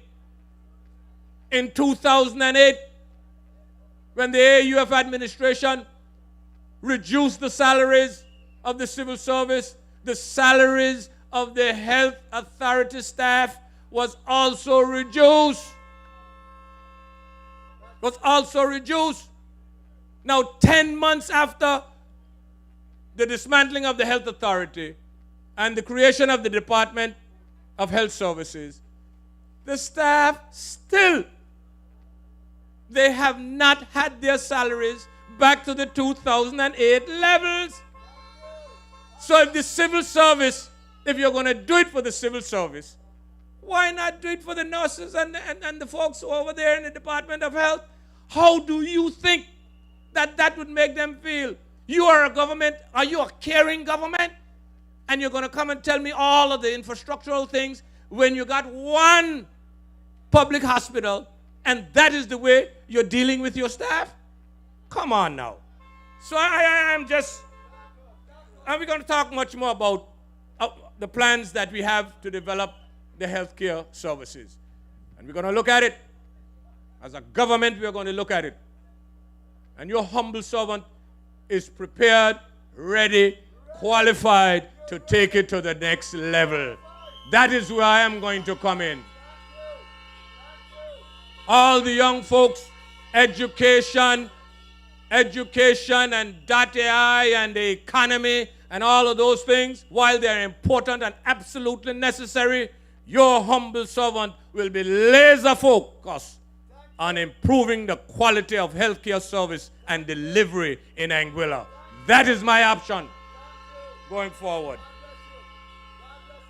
And this is a recording, and it won't be like the doctor in 2020 telling you about all of those things. He got in office and did absolutely nothing. So I'm asking you, when you go out to the polls on election day, please, please, please, there is no time to mix and match. In Island Harbor, we have Claude Smith. And I want you to support him in Island Harbor. The doctor has done nothing to get your support in Island Harbor. Nothing. Nothing. In District 2, we have Cora Richardson Hodge. Prepared, experienced, well thought out, the first female premier of Anguilla. She's not a rookie coming in. Not a rookie. She was there before, and thank her that my grandchildren, none of whom were born in Anguilla, are able to earn a piece of this rock and call it their own without an alien land holding license. Got to thank her. I've got to thank her and Mrs. Blondell Clough and the permanent secretary at the time, Ms. Chanel Petty Barrett, for the work that they would have done to afford me the opportunity to run at large and not be restricted to one district. Thank you. In district number 3, there is Shelia Rogers Webster. You don't need no introduction for that. In district 4, there is Cardell. What a breath of fresh air to district number 4. And he won't ask you, why me? No Zoom. You go to District 5, Devon Carty, well-rounded. They're going to say all kind of manner of evil against any candidate. And when you're going out there and talking those things about candidates who are putting themselves up for office, it means that you are afraid. You are afraid. Number 6, Patrick Martin Burrow. And he's up there against one of the most demonic individuals that you can think about.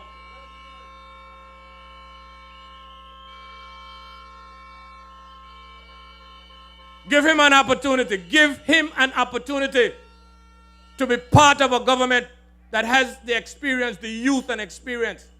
You know, in 2020, when the people of Anguilla elected this APM administration, not one of the elected members had ever served one day as a minister. Hayden was in the House of Assembly because Hubert brought him in there as the parliamentary secretary. He was nominated. He was never elected at that particular point in time. None of them were elected before. You cannot say that same thing about this AUF administration, about the next AUF administration. Can't say it. You go to number 7, Brother Cardi is there, always there. And when you come to the at-large candidates, there is no mixing and matching for the at-large candidates. The old soldier is here, Evans McNeil Rogers. The young soldier, Jose Vanterpool. We have another young soldier in Jason Bryan. And we have a champion in Kyle Hodge, a man who can... I am asking you for those 5 votes, every single one of those 5 votes. And I would end with what Sutcliffe said. He said he'd never voted and he never supported. But this time around, he's given his 5 votes to the Anguilla United Front. And that is what I want to hear you, our supporters, and this country is saying, we are going to give your 5 votes to the 5 A large candidate. Good night.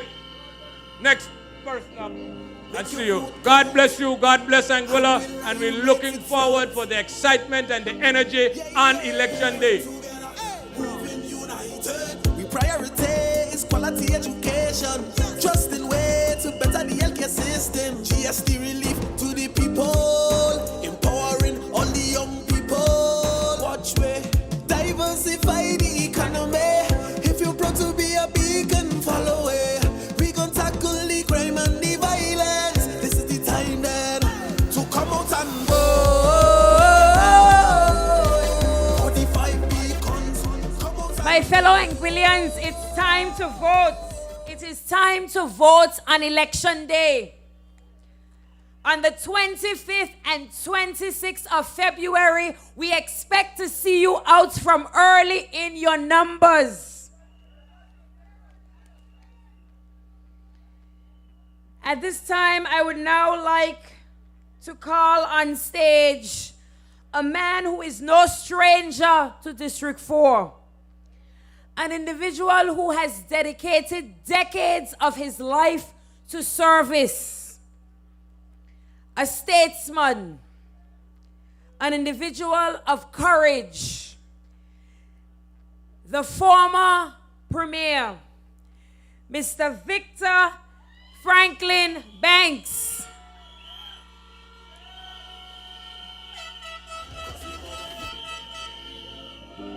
make your vote count. Anguilla United Front.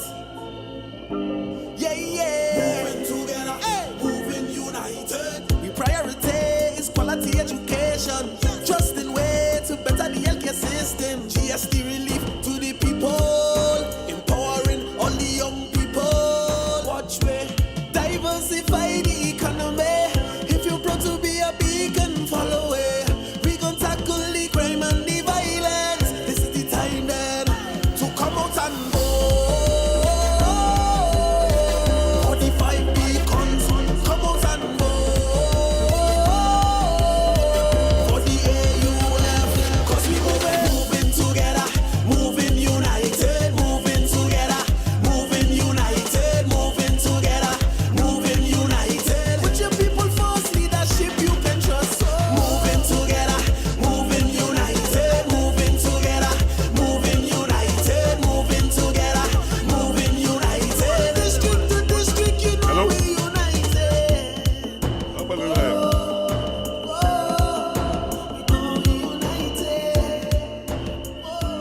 Good night to the people of District 3 and District 4. I am so proud to be given the opportunity tonight to speak on this platform, which is a joint platform of District 3 and District 4. Two constituencies which I had the honor and the privilege to represent.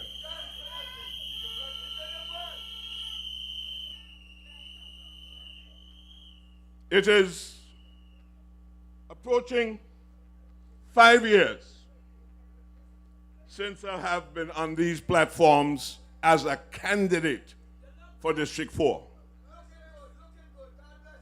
However, today, I am here not as a candidate, but to support, endorse, and encourage a new candidate in the person of Mr. Cardell Richardson. Give him a round of applause.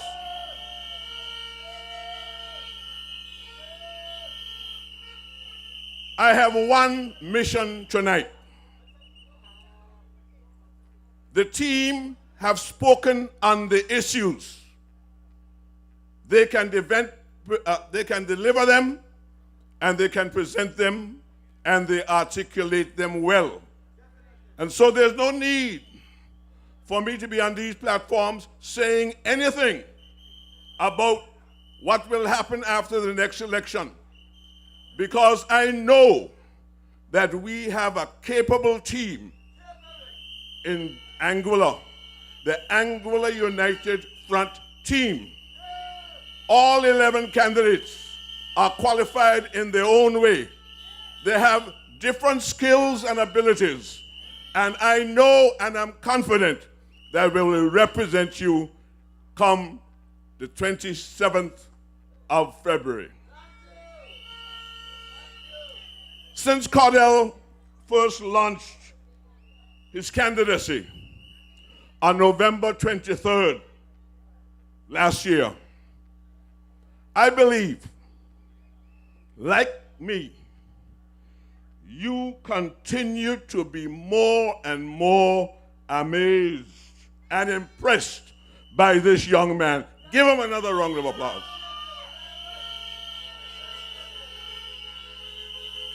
We all knew from the outset that he would be a very good candidate. But now, increasingly, we are beginning to realize that he is not just a very good candidate, he is a great candidate. Cardell has navigated a very steep learning curve with confidence and with skill, and has made us all believers in what I have said at his launch, that he is destined to be the next elected representative for District 4.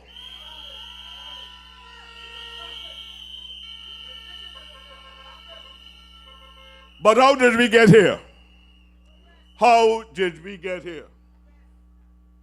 A question for those of you who have short memories. It is because the majority of voters in our district accepted the catchiness of the phrase, change can't wait. And they decided to give the AUM candidate in this district an opportunity to deliver on that message. Almost 5 years later, many of those same voters are disappointed in the outcome. It was a competition between a 72-year-old man, tired old man, walking with a stick, and a recently crowned Miss Anguilla and Miss Universe UK, Great Britain, a vivacious 27-year-old, brilliant and attractive young woman. It may not have been fairly dubbed a race between Beauty and the Beast, but must be graciously considered a race between youth and experience. The voters made a clear choice. And as in some cases, I believe, there are occasions when both candidates or both participants in a race can win. My opponent won the popular vote and a chance to represent the people of District 4. And I won the opportunity, after being the representative of District 4 for 30 years, to get a well-needed rest. Truth be told, I believe I got the better end of the deal, because I now carry no pain. I carry no stress. And I am confident that things are looking up for District 4, District 3, and Anguilla. My question, though, to the people of District 4 and the entire Anguillan populace is, are you better off than you were under the AUF administration? That's my question. Your response to that question will be delivered, should be delivered in mass on the 25th of February and the 26th of February this year. And based on what I am hearing, and perhaps the vibes that you are feeling, I would venture to predict that the answer will be a resounding no. We are not better off. But I have a few questions.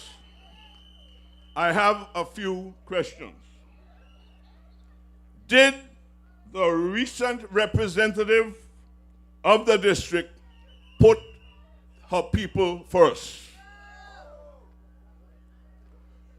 Did she really understand and represent the issues that you have been experiencing as a people?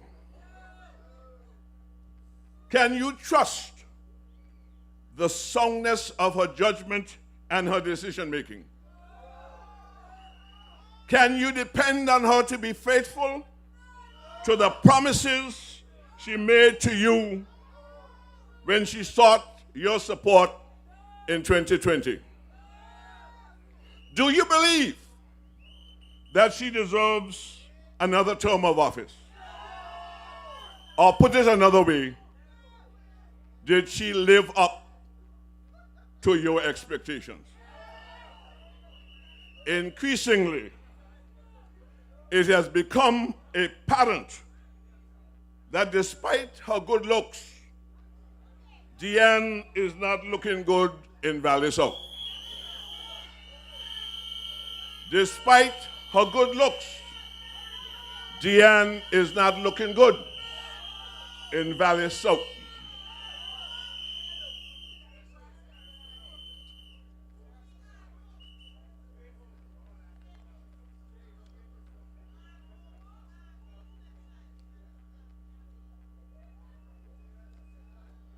On the other hand, and I pause intentionally, someone said to me the other day that the old, tired 77-year-old man is looking good.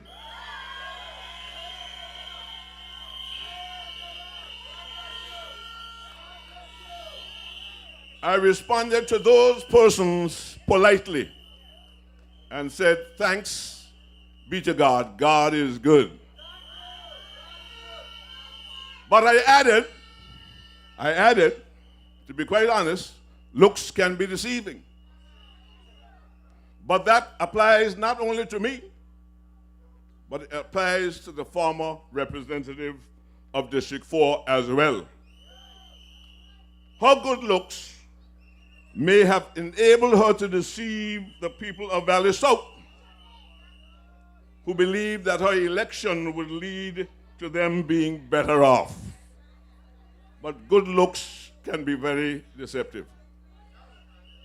So on this occasion here in the Farrington, on this joint platform for Valley North and Valley South, two districts which I have represented, I stand once again with pride to endorse the candidacy of a young man who means business. You know him to own many businesses, but on this occasion,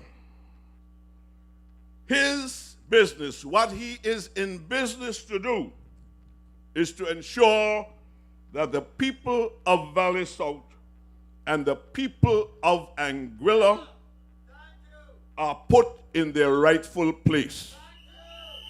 That is first, putting people first.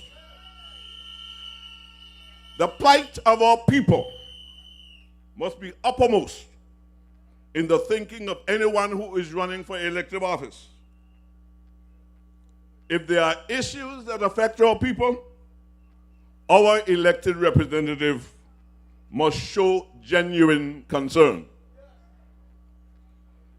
That person, that elected representative, should not ask the question, why are you coming to me? On the contrary, they should try to come to you first. That person should not be addressing national crises from the comfort of their boudoir on Zoom. On the contrary, they should be running to meet their citizens face to face even before they put on their makeup. That person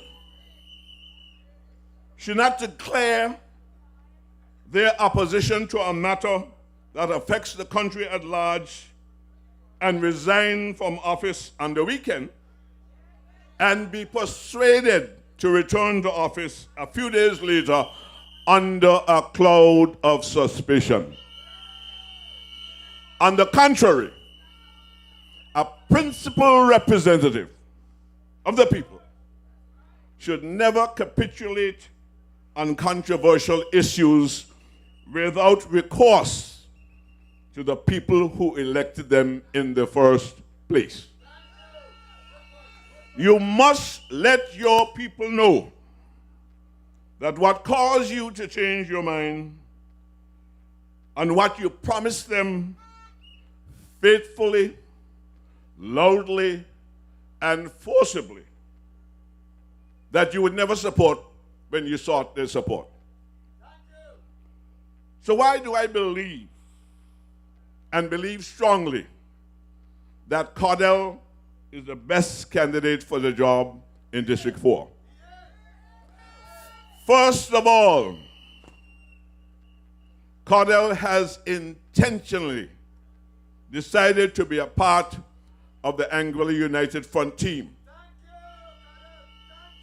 It is a principled organization with a constitution, a dynamic set of policies enshrined in several constitutions, manifestos over the years, and a clear shared vision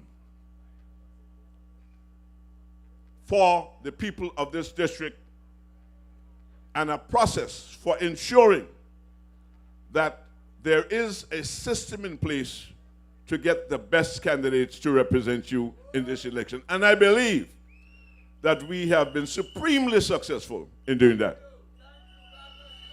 Secondly, Cardell is from the district of Valley South. He was born in Valley South, specifically Ray Hill. His parents are of Valley South, and he lives in and cares about Valley South.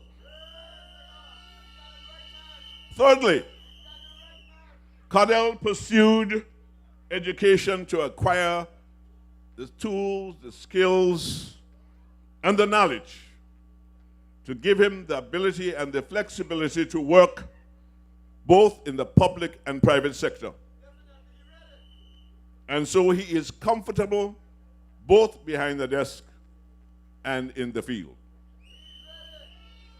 Fourthly, Cardell does not allow the shores and coastline of Anguilla or even the Caribbean to limit his horizons. He was never contented with the security of a job in the public service.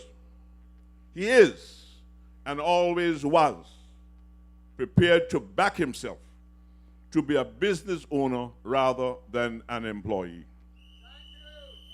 And finally, Cardell is a successful businessman, a farmer, an innovator, a mentor, a resourceful leader.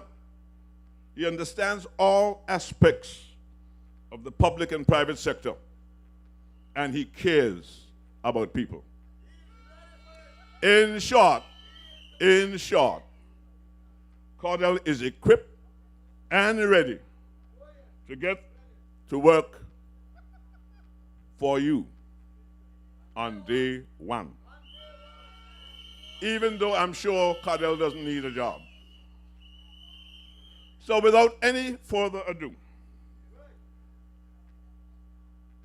and greatly excited about the future with Cardell and this awesome Anguilla United Front team, kindly assist me to welcome the team that will present the next elected representative for Valley South District 4, Mr. Cardell Richardson. Feel the vibes, vote all 5 lights, make your vote count. Thank you very much and good night. It's election time, vibes time. It's vibes alone. Tell me, can you feel it? Yeah.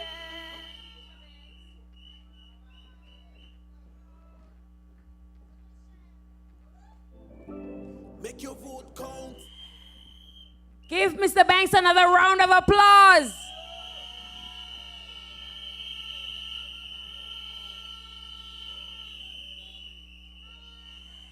At this time, I wish to welcome on stage a man who has made great sacrifice, an individual who understands what it means to stand with the people. One of your island-wide candidates on the Anguilla United Front team, Mr. Kyle Hodge. The ground still tough. Still tough. All my heart I tell with things wrong. Things around. Yeah. Now tell me if you see it like me. The words they speak are not true on TV. How can things be getting better when so much people still are suffer? Them say things that get better, but we can't see it. Can't see it, we can't. Them say money I run right and all, but pocket still I feel it. Still I feel it. Can't sleep at night because we stress out. Every month and that about the code. Make our ends now meet. People line up on street. Change is what we need. Tell me if you're going through this, working all day and night and still can't. Good night. Good night, District 3. Good night, District 4. Good night to the people of Anguilla. Good night to those in the diaspora. We have 12 days to go, and we are looking forward to you coming home. We value you when you come home for weddings. We value you when you come home for Christmas, when you come home for Festival Del Mar, when you come home for Carnival, and we will value you when you come home on the 25th and the 26th of February. I see some of you here already tonight. Welcome home. Welcome back. Good night. I heard the people in Blum Point want us to come back. I heard they have many questions that they're still asking, and they need to ask the current minister. I heard also that there are people right now jumping off the boat, coming over to the beacon, coming over to the humble party, coming over to this caring and respectful team. One lady told me today that she wore a blue shirt proudly last election, but today, because of how they treat people, because of the lies that they tell, she is proudly wearing a beacon shirt.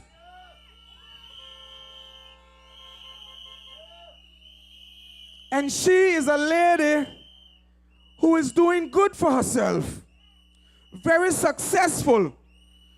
So it's not about the money, it's not about the roads, it's not about the projects.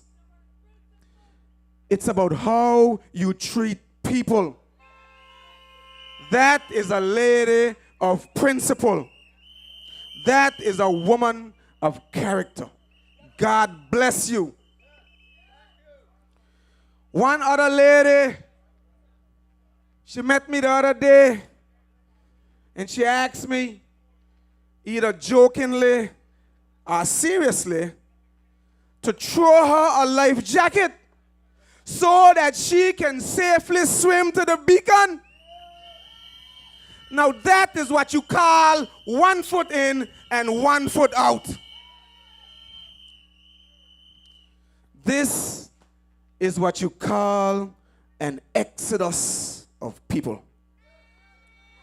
Anguilla, people of Anguilla, from east to west, from north to south, people of Anguilla, I say to everyone, when you go to the ballot box, it's just you, it's just your conscience, and it's just God. Do the right thing. You are in the majority. You hold the power of your future. The future of Anguilla is in your vote. So District 4 and District 3, we bring the same energy tonight. We bring the same fire. We bring the same determination. We bring facts and nothing but the facts. We don't have to lie. We speak truth to power always. So this is not just another campaign stop for me. District 3, Stony Ground, and Carl's Bottom, these villages in District 3, these streets, they know my footsteps. This is the district of my alma mater. This is where I lived with my mother and 5 siblings, where my father and my grandparents, Collins Hodge and Lenora Hodge, built their legacy. You want to know more about my roots and where I come from? My grandmother's farm was in the Valley Bottom. My roots. My grandfather's mechanic shop, and there's still the old-time concrete ramps. That's in Stony Ground. That's my roots. His principles help shape this nation. Those are roots. When party politics came to Anguilla, they told my grandfather Collins to fall in line. They told him to stay quiet, but he stood firm. He demanded a national government, and he refused to trust the colonizer. He suffered for those principles, but he never wavered. That's what principled leadership looks like. And today, standing on these same streets, I understand exactly what he felt. Because when they tried to burden us with GST, when they told me to stay quiet and fall in line, I had to make a choice. Comfort or conscience. People are party, and I choose you, the people of Anguilla. And as long as we, the Anguilla United Front, stay true to the people, you, the people of Anguilla, we will not be moved.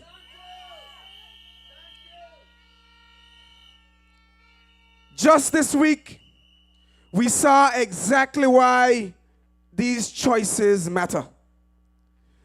In a debate organized by our youth, the current representative for District 3 for the APM said, and I quote, "I'm still waiting to see the first person who passes away from GST tax."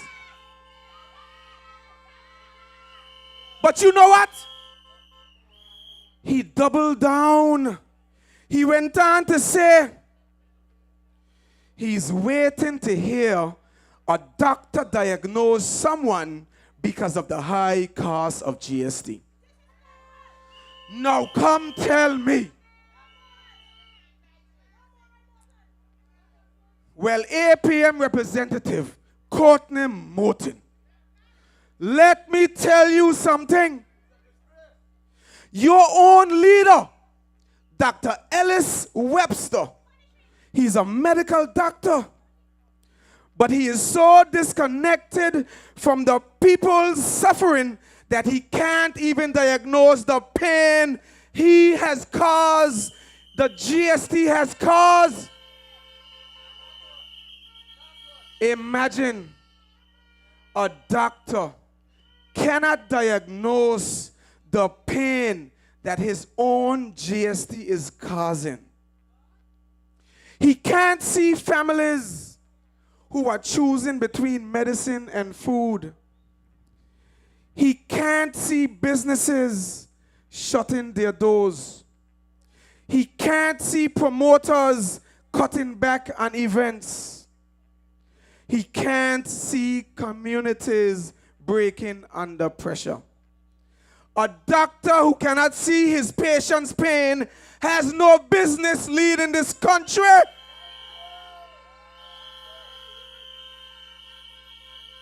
I will repeat. A doctor who cannot see his patient's pain has no business leading this country.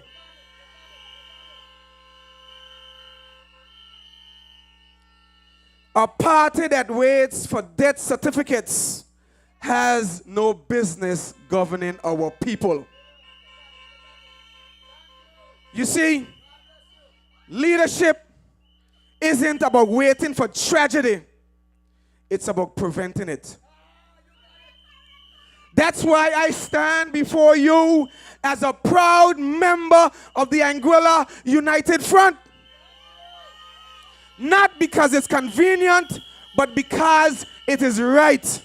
Not because it's easy, because it's essential to fix the ills of the people. District 3 and District 4, you know my heart. You supported me last election as a son of your soil. I gave that team everything I had because that is who I am. I believed at that time that they had your best interest at heart. I believed at that time that they represented servant leadership. But when that team stopped putting people first, when that team started victimizing and bullying people, I had to stand up and walk away.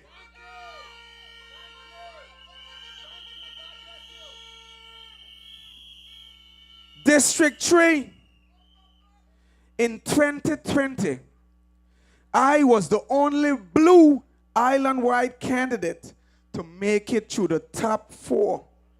Because for me, politics transcends party, and you, the people, recognized and respected that. Leadership is about respecting people and honoring your commitments. Period. Period. So tonight, we stand here for District 3 and District 4 to support Shelia Rogers Webster and Cardell Richardson. And let me tell you first about Shelia Rogers Webster. While others show up at election time, Shelia is there every day. While others make promises, Shelia delivers. While others talk about helping, Shelia works. When our elderly needed support, Shelia was there. When our children needed school supplies, Shelia was there. When our community needed a voice, Shelia was there. District 3, to everyone in Northside, everyone in Tackling, in Shoal Bay, and the rest of the villages. But especially Stony Ground, especially my people in Carl's Bottom, my stamping ground, who stood with me last election. Look at Shelia's record. Look at her work. She's not just another candidate. She's a daughter of the soil. She's a fighter. Throw your support behind Shelia Rogers Webster. And District 4, let me tell you about Cardell Richardson, a humble man from Rehill who stands out in a time when politicians are full of empty words. Cardell is genuine. When he gives his word, it's like a bond.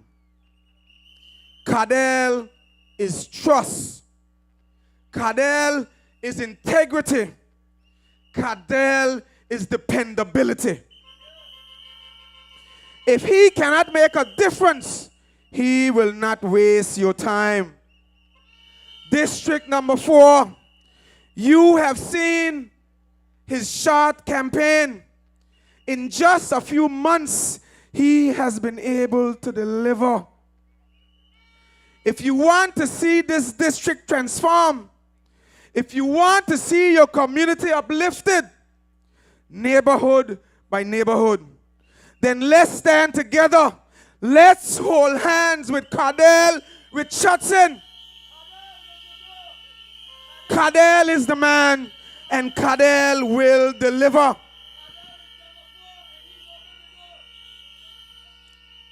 District 3, and District 4, let me tell you something. Something very, very important. As we get closer to election day, the desperation will grow. In these final days, the threats will get louder. The intimidation will get stronger. The pressure will intensify because they know what I know. They know what you know, that their power is slipping away. It's only a matter of time.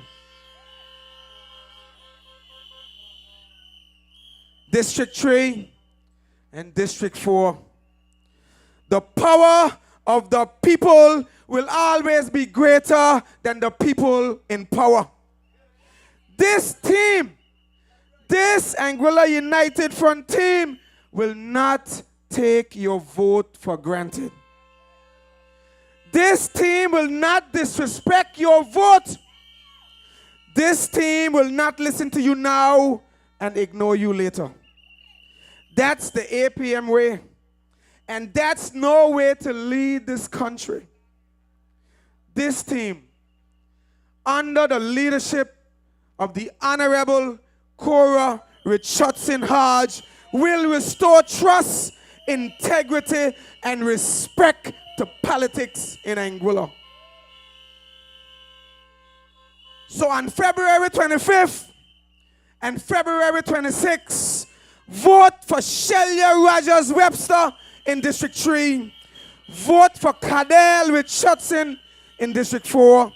Vote for Kyle Hodge, Joseph Antepool, Evan McNeil Rogers, and Jason Bryan. People of Anguilla, vote the Anguilla United Front all the way. Remember this. When you step into that voting booth, it's just you, it's your conscience, and God. The power is in your hands. people of Anguilla, the choice is yours to make. The future is yours to shape. Good night. God bless. Peace, love, and respect. Anguilla United Front. Yeah, yeah. Together, hey. Moving united. We priority is quality education. Trust in way to better the healthcare system. GST relief to the people. Empowering all the young people. Watch me. District 3 and District 4, this election, we need you more than we have ever needed you before. We need you to come and vote all 5 likes. In 2020, District 3, we know that you gave Kyle a chance even though he was on the other team. But we have fixed that for you. You do not need to mix your votes because Kyle Hodge is home.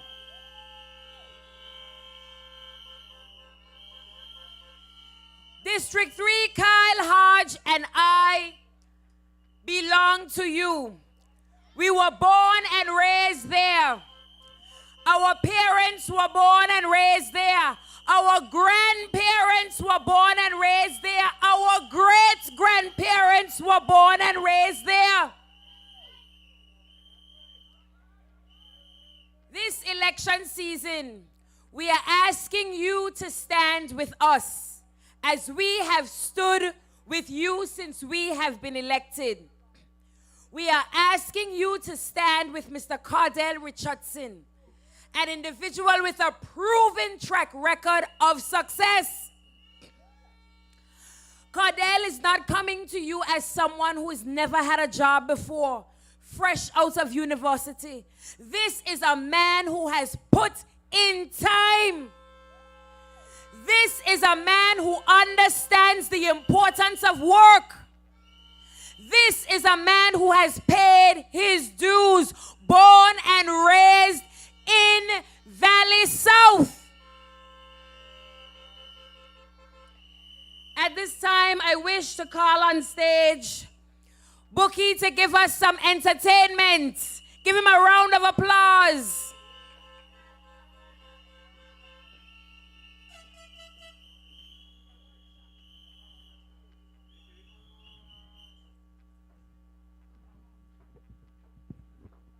Good night, good night. Everybody got them flags? Everybody got them flags? Look, my partner just tell me, if we mixing anything, it's drinks. When it comes to elections, we ain't mixing, we ain't matching. Right? I here to rep my boy Cardell. You don't know. Waste no time, DJ. Cardell for show. Are you feeling the vibe? Yes, we feeling the vibe. Let me see the flags. Cardell for sure in District 4. Hey, And now standing and green. hey. Every man of action. Cardell for sure in District 4. Hey, I don't care who vex. What blessing me X for? Cardell. We voting Cardell. District 4, you have the answer. Time to bring the vibes alive. Hey, let we join us one together. We voting 1, 2, 3, 4, 5, all 5. We voting Cardell. He is the man, full of integrity and ambition. A local pioneer and businessman. Who we voting? Who we repping? Who we voting? Let's go! Cardell for sure in District 4. Hey, I know standing Anguilla, a real man of action. Cardell for sure in District 4. Hey, I don't care who vex.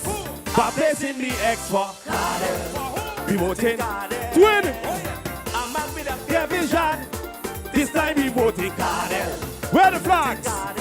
Where the flags? Let everyone know. It's Cardell for sure in District 4.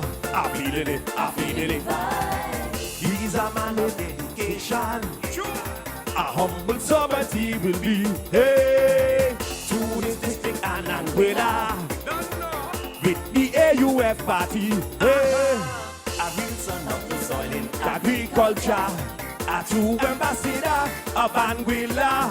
Well educated, ready to serve. Who we voting? Who we repping? Who we voting? Let's go. One, two. Cardell for sure in District 4. Hey, an outstanding Anguillan, a real man of action. Cardell for sure in District 4. Hey, I don't care who vex.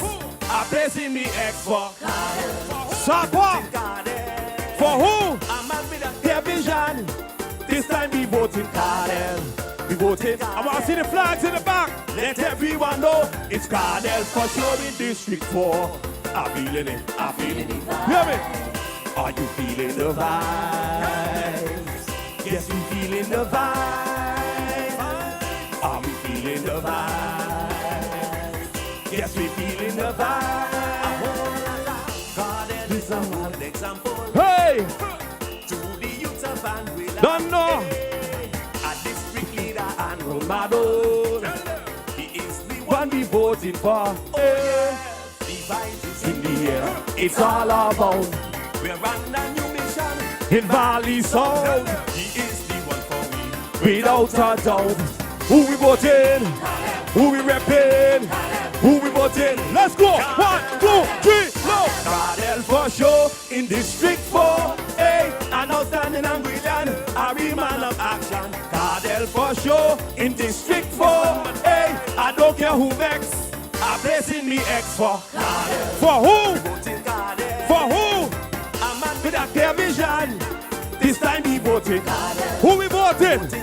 Who we voting? Let everyone know it's Cardell for sure in District 4. I'm feeling it. I'm feeling it. Cardell for sure in District 4. Hey, an outstanding Anguillan, a real man of action. Cardell for sure in District 4. Hey, whip, whip, whip, whip, whip, with 5 lights. You could only get it right with 5 lights. Whip, whip, whip, whip. It's Cardell for sure in District 4. It's nothing but vibes.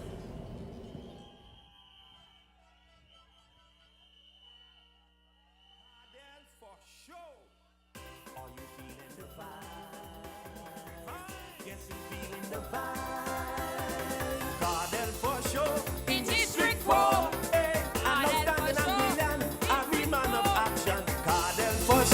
In District 4, hey, I don't care who vex. I'm placing me X for Cardell. We voting Cardell. District 4, I'm counting on you to place your X for Cardell. Cardell for sure in District 4. Without further ado, I now call on stage Mrs. Shamika Ray, a resident of Valley South, to introduce Mr. Cardell Richardson. Cardell for sure in District 4. Hey, an outstanding Anguillan, a real man of action. Cardell for sure in District 4. Hey, I don't care who vex. I'm placing me X for Cardell. We voting Cardell.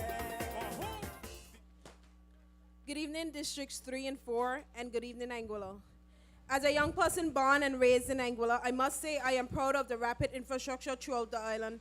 However, it saddens me that we face the same issues we faced 4.5 years ago. Still living paycheck to paycheck, working 2 or even 3 jobs to make ends meet, and still can't afford to live a comfortable life. The quality of life in Anguilla continues to plummet, while the cost of living has skyrocketed. During the AUF political rally in District 5, Mrs. Cora Richardson Hodge asked a question that we all should ask ourselves when we step into that voting booth on February 26th or 25th. Ask yourselves, are you living better today than you were 4.5 years ago? If the answer to that question is no, vote right, vote 5 lights. If you refuse to continue to be betrayed and fooled by unfulfilled promises, vote right, vote 5 lights. But my fellow Anguillians, I didn't come here to campaign nor sing for my supper. I came here as a concerned citizen, concerned about the rapid rise in crime and other social issues, and most importantly, concerned about the lack of access to a wider range of medical care options. District 4, I'm here tonight to introduce an advocate for not only District 4 constituents, but for the people of Anguilla. A man who values adaptability and responsibility. The man who has been tirelessly promoting economic diversification and fostering a culture of environmental sustainability. Can you feel the vibes? District 4, let's come alive and welcome your 2025 representative, Mr. Cardell Richardson. Thank you. Are you feeling the vibe? Yes, you feeling the vibe. Cardell for sure in District 4. Hey, and now standing and brilliant, every man of action. Cardell for sure in District 4. Hey, I don't care who vex, I'm placing me X for Cardell. We voting Cardell. District 4, we have the answer. Time to bring the vibes alive. Together, we voting 1, 2, 3, 4, 5, all 5. We voting Cardell, he is the man, full of integrity and ambition, a local pioneer and businessman. Who we voting? Cardell. Who we repping? Cardell. Cardell, it's election time, vibes time. It's vibes alone. Tell me, can you feel it? Yeah. AUF alone, that is what I'm feeling. Can you feel it? When we come to elections, watch the way we walk, we walking. Watch the way we talk, we talking. Watch the way we move, and we'll united front go lead. Make change come alive, alive. Each and every time, we time. And will unite. Yeah, I'm feeling. Rhythm is all that I'm feeling. I'm feeling. Don't ask me how, we ready now. I'm feeling. Rhythm is all that we feeling. I'm feeling. We winning now, 'cause it's vibes alone. AUF, can you feel it? District 4, can you feel it? Cardell is vibes on top of vibes alone. AUF, can you feel it? Can you feel it? Can't you feel all this energy? Anguilla telling me symbol of hope and unity. Can you feel it? Cardell Richardson is energy. People first is everything. Come on, and vote for we. Can you feel it? AUF and Cardell Richardson now. Can you feel it? AUF and Cardell Richardson now. Can you feel it? AUF and Cardell Richardson now. This is Aaron Duncan representing for Cardell and the AUF. Can you feel it?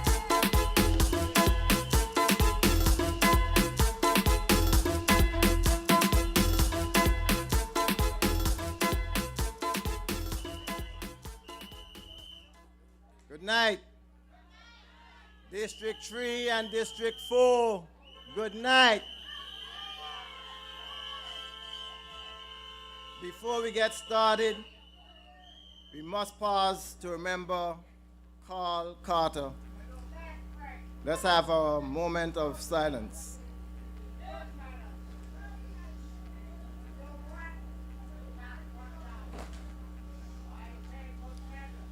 All right, District 4. Are you feeling the vibes? Tell me, can you feel it?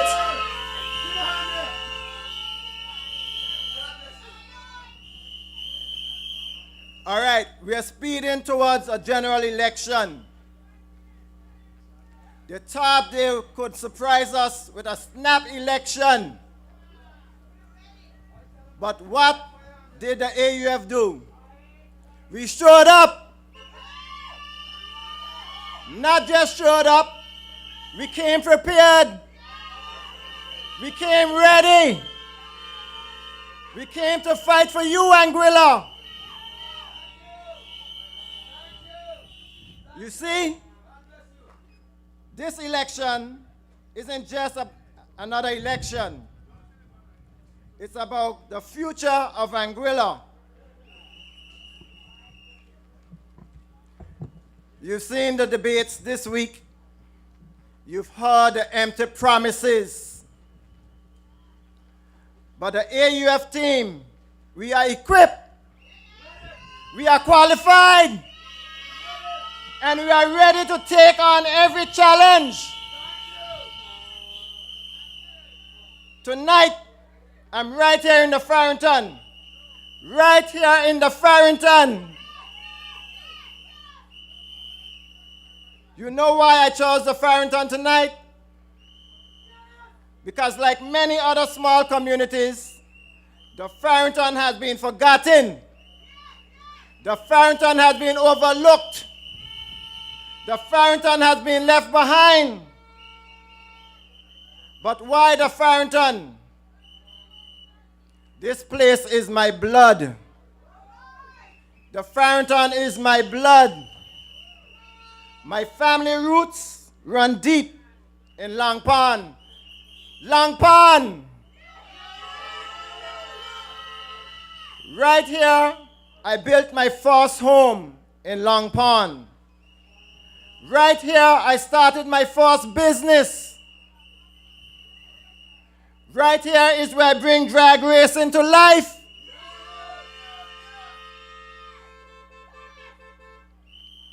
When others overlooked the Farrington, I invested in the Farrington. When others forgot the Farrington, I built the Farrington. When others ignored the Farrington, I believe in the Farrington.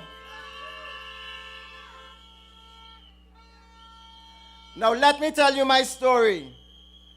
Not because it's special, but because it's Anguillian. I wasn't born with a silver spoon in my mouth. And my brother is right there in front, Joyous, somewhere there. And everybody from District 4 can attest to that, who knew me while we was growing up. My father, a proud taxi driver. My mom, a dedicated homemaker. They didn't have much, but they had wisdom. They taught me the values of hard work, integrity, and a sense of community spirit. They insisted I go on to further my education at university. That education broadened my horizon and took me from an IT teacher to a systems analyst. To where I am currently, building exotic group of companies. But while building businesses, I have watched our island change dramatically. Not all change is for the better. Our people are crushed by GST. Our businesses are struggling to survive. Our youths are losing hope.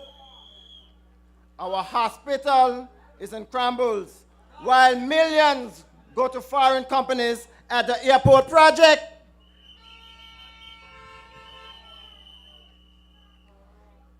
Let me tell you about the largest government project in our history. The Clayton J. Lloyd Redevelopment Project. Over 100 million US dollars. Over 100 US million dollars. But wait, where did this money come from? This money didn't come from the UK. Not from foreign donors. This is your money. This is your money, my people of Anguilla. This money is from your blood, your sweat, your tears, your future. And where is this money going? Straight into foreign bank accounts, straight to foreign contractors, never to be seen in Anguilla again. Not even a nail. Is this what a caring government looks like? Is this what they call progress? Is this putting Anguillians first? You want to talk about failure? Let me count the ways.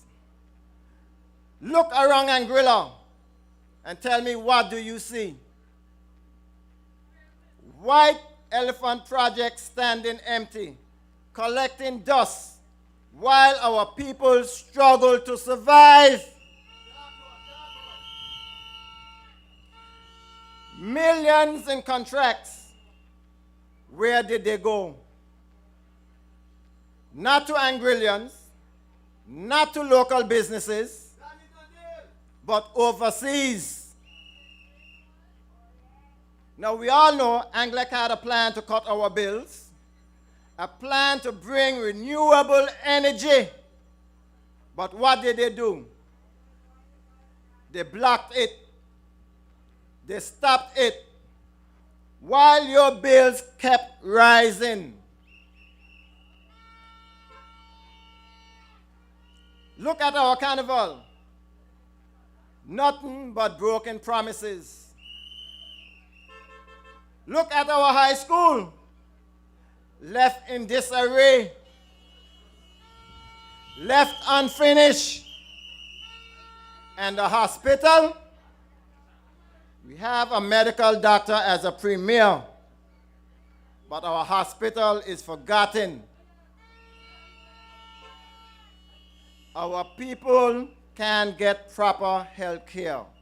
Under the leadership of our premier, our nurses are overwhelmed. And you know what is worse? This is just the start of the list. The failure goes on and on and on. But I'm here to bring hope to you tonight, to the residents of District 4, to the residents of District 3, under the Anguilla United Front. You have hope. You have hope under the Anguilla United Front. Now let me talk about real business. Our premier had the audacity to compare business owners to criminals. Let me tell you the real small business owners. We calculate while others sleep. We plan while others rest.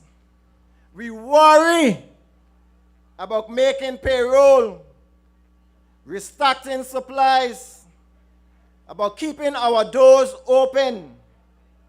And now we worry about collecting GST for a government that wastes our money.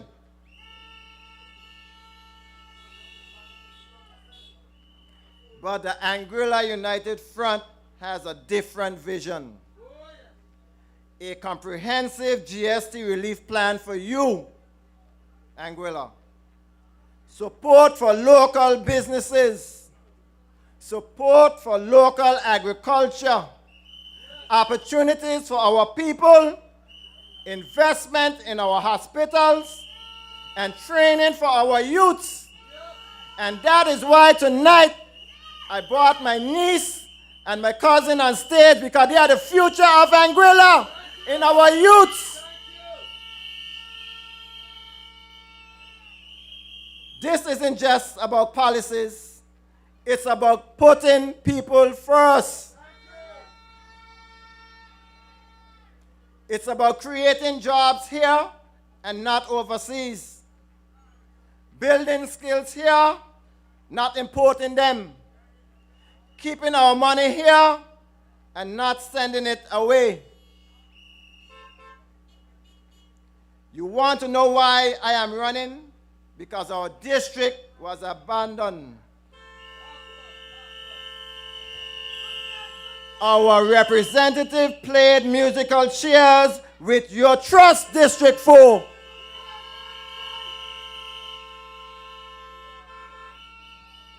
What do we need in District 4? District 4 needs action. We need service. We need maturity.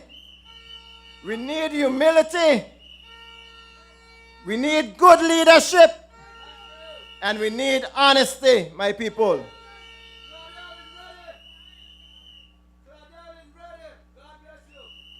You see, my people, what we need isn't just change.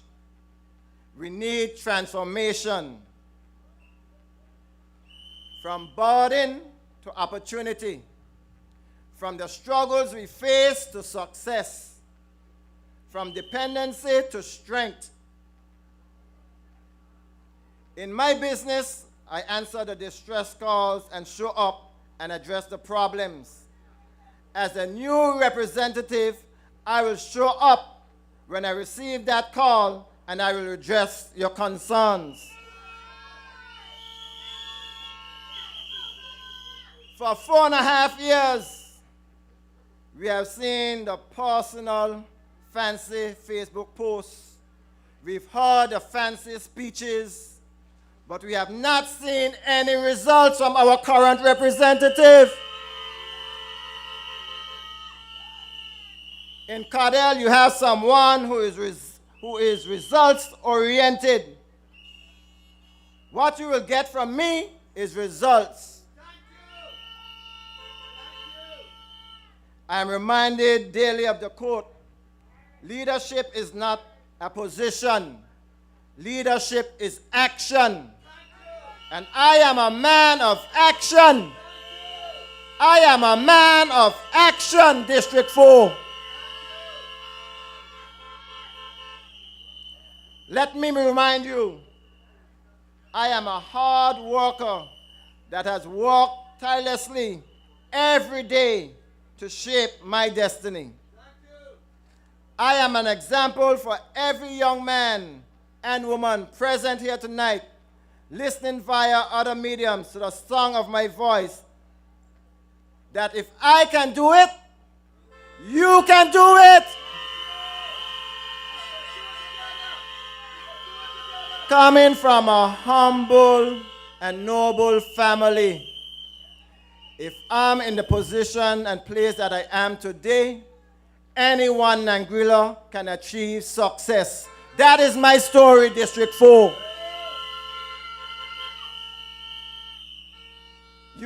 You all have seen me. You know me. You have seen the leaps and bounds that I have taken.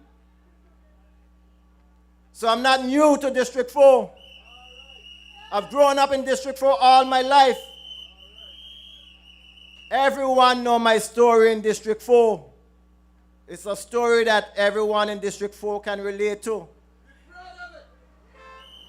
And this is a story that I want to take to Anguilla at a whole, not just in District 4.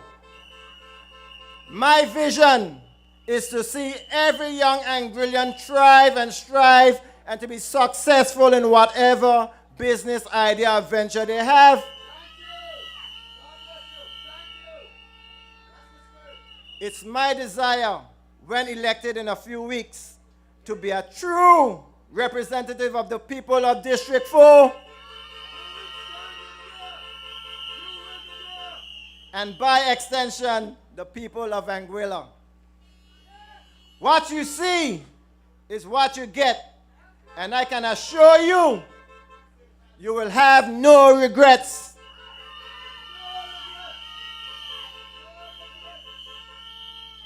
I am ready to be your humble servant. I humbly ask the good people of District 4 for your support and allow me to be your next representative for the next 5 years.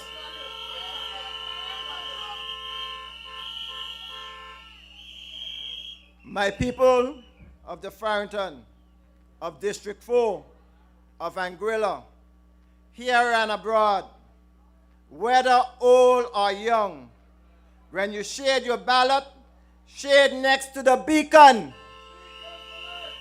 You are voting for a future where your children can prosper. A future where Anguillian that works for Anguillians, and a government that will put the needs of the people first.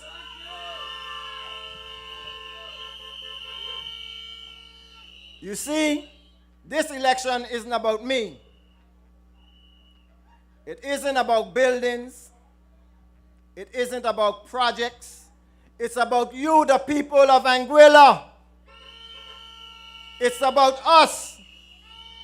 It's about reclaiming our pride as a people. It's about standing strong again. And it's about being truly free. On election day, look for the beacon. Shade next to every beacon. Because the beacon lights the way to better leadership, stronger communities, and a proud Anguilla. And District 4 will open the door. Now, it's very important, my people. On election day on the 25th and the 26th, we are not mixing and matching. When you see that ballot, you look for the symbol of the beacon. In District 4, you'll see my name, Cardell Richardson, on your left, and you'll see our island-wide candidates on your right. Just look for the symbol, the beacon. And shade all beacons. Good night, and God bless Anguilla. It's election time, vibes time. It's vibes alone. Tell me, can you feel it? Yeah. AUF alone. That is what I'm feeling. Can you feel it? When we come to elections, watch the way we walk, we walk it. Watch the way we talk, we talk it. Watch the way we move. And we'll united front go lead. Make change come alive. Each and every time. And we'll unite. Yeah. Feeling. Really miss all that I'm feeling. I'm feeling. Don't ask me how, we ready now. I'm feeling. We winning now. Cause the vibes alone. Tell me how you feeling. Can you feel it? Cardell is vibes on top of vibes. Alone. AUF, can you feel it? Can you feel it? Can't you feel all this energy? Anguilla telling me symbol of hope and unity. Can you feel it? Cardell Richardson is energy. People first is everything. Come on, and vote for we. Can you feel it? AUF and Cardell Richardson now. Can you feel it? AUF and Cardell Richardson now. Can you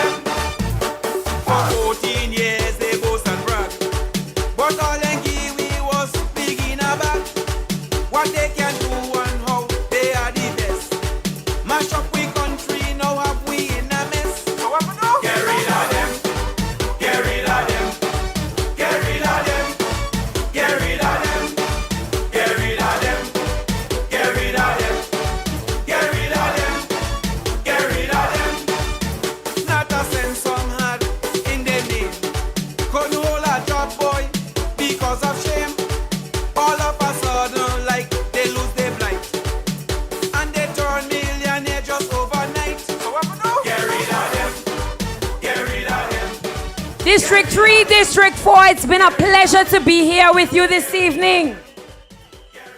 On election day, please vote all 5 beacons down the line. Your district representative, the beacon. Your 4 at-large candidates, all 5. Have a pleasant evening. We invite you out on Saturday to the Eastern School area where we're gonna having a big event, one of the biggest meetings that we'll be having for the entire election season. Bring everyone out from West End straight to Island Harbor. We will be in District 2 on Saturday.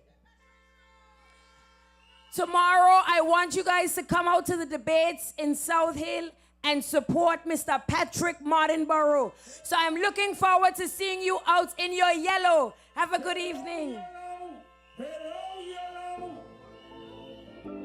Make your vote count.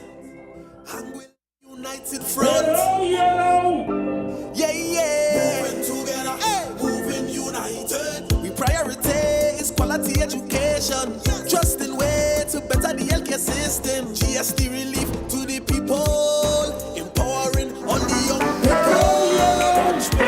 Diversify the economy. If you're proud to be a beacon, follow it. We gon' tackle the crime and the violence. This is the time then to come out and vote. For the 5 beacons, come out and vote. For the AUF, cause we moving together, moving united, moving together, moving united, moving together, moving united. With your people first, leadership you can trust. Moving together, moving united, moving together, moving united, moving together, moving united. District to district, you know we united. Oh, we know we united. It's that time again. We coming on strong in the sun or rain. Make your vote count, things can't be the same. When you see the beacon shining, you don't know the timing. How want you come out and vote?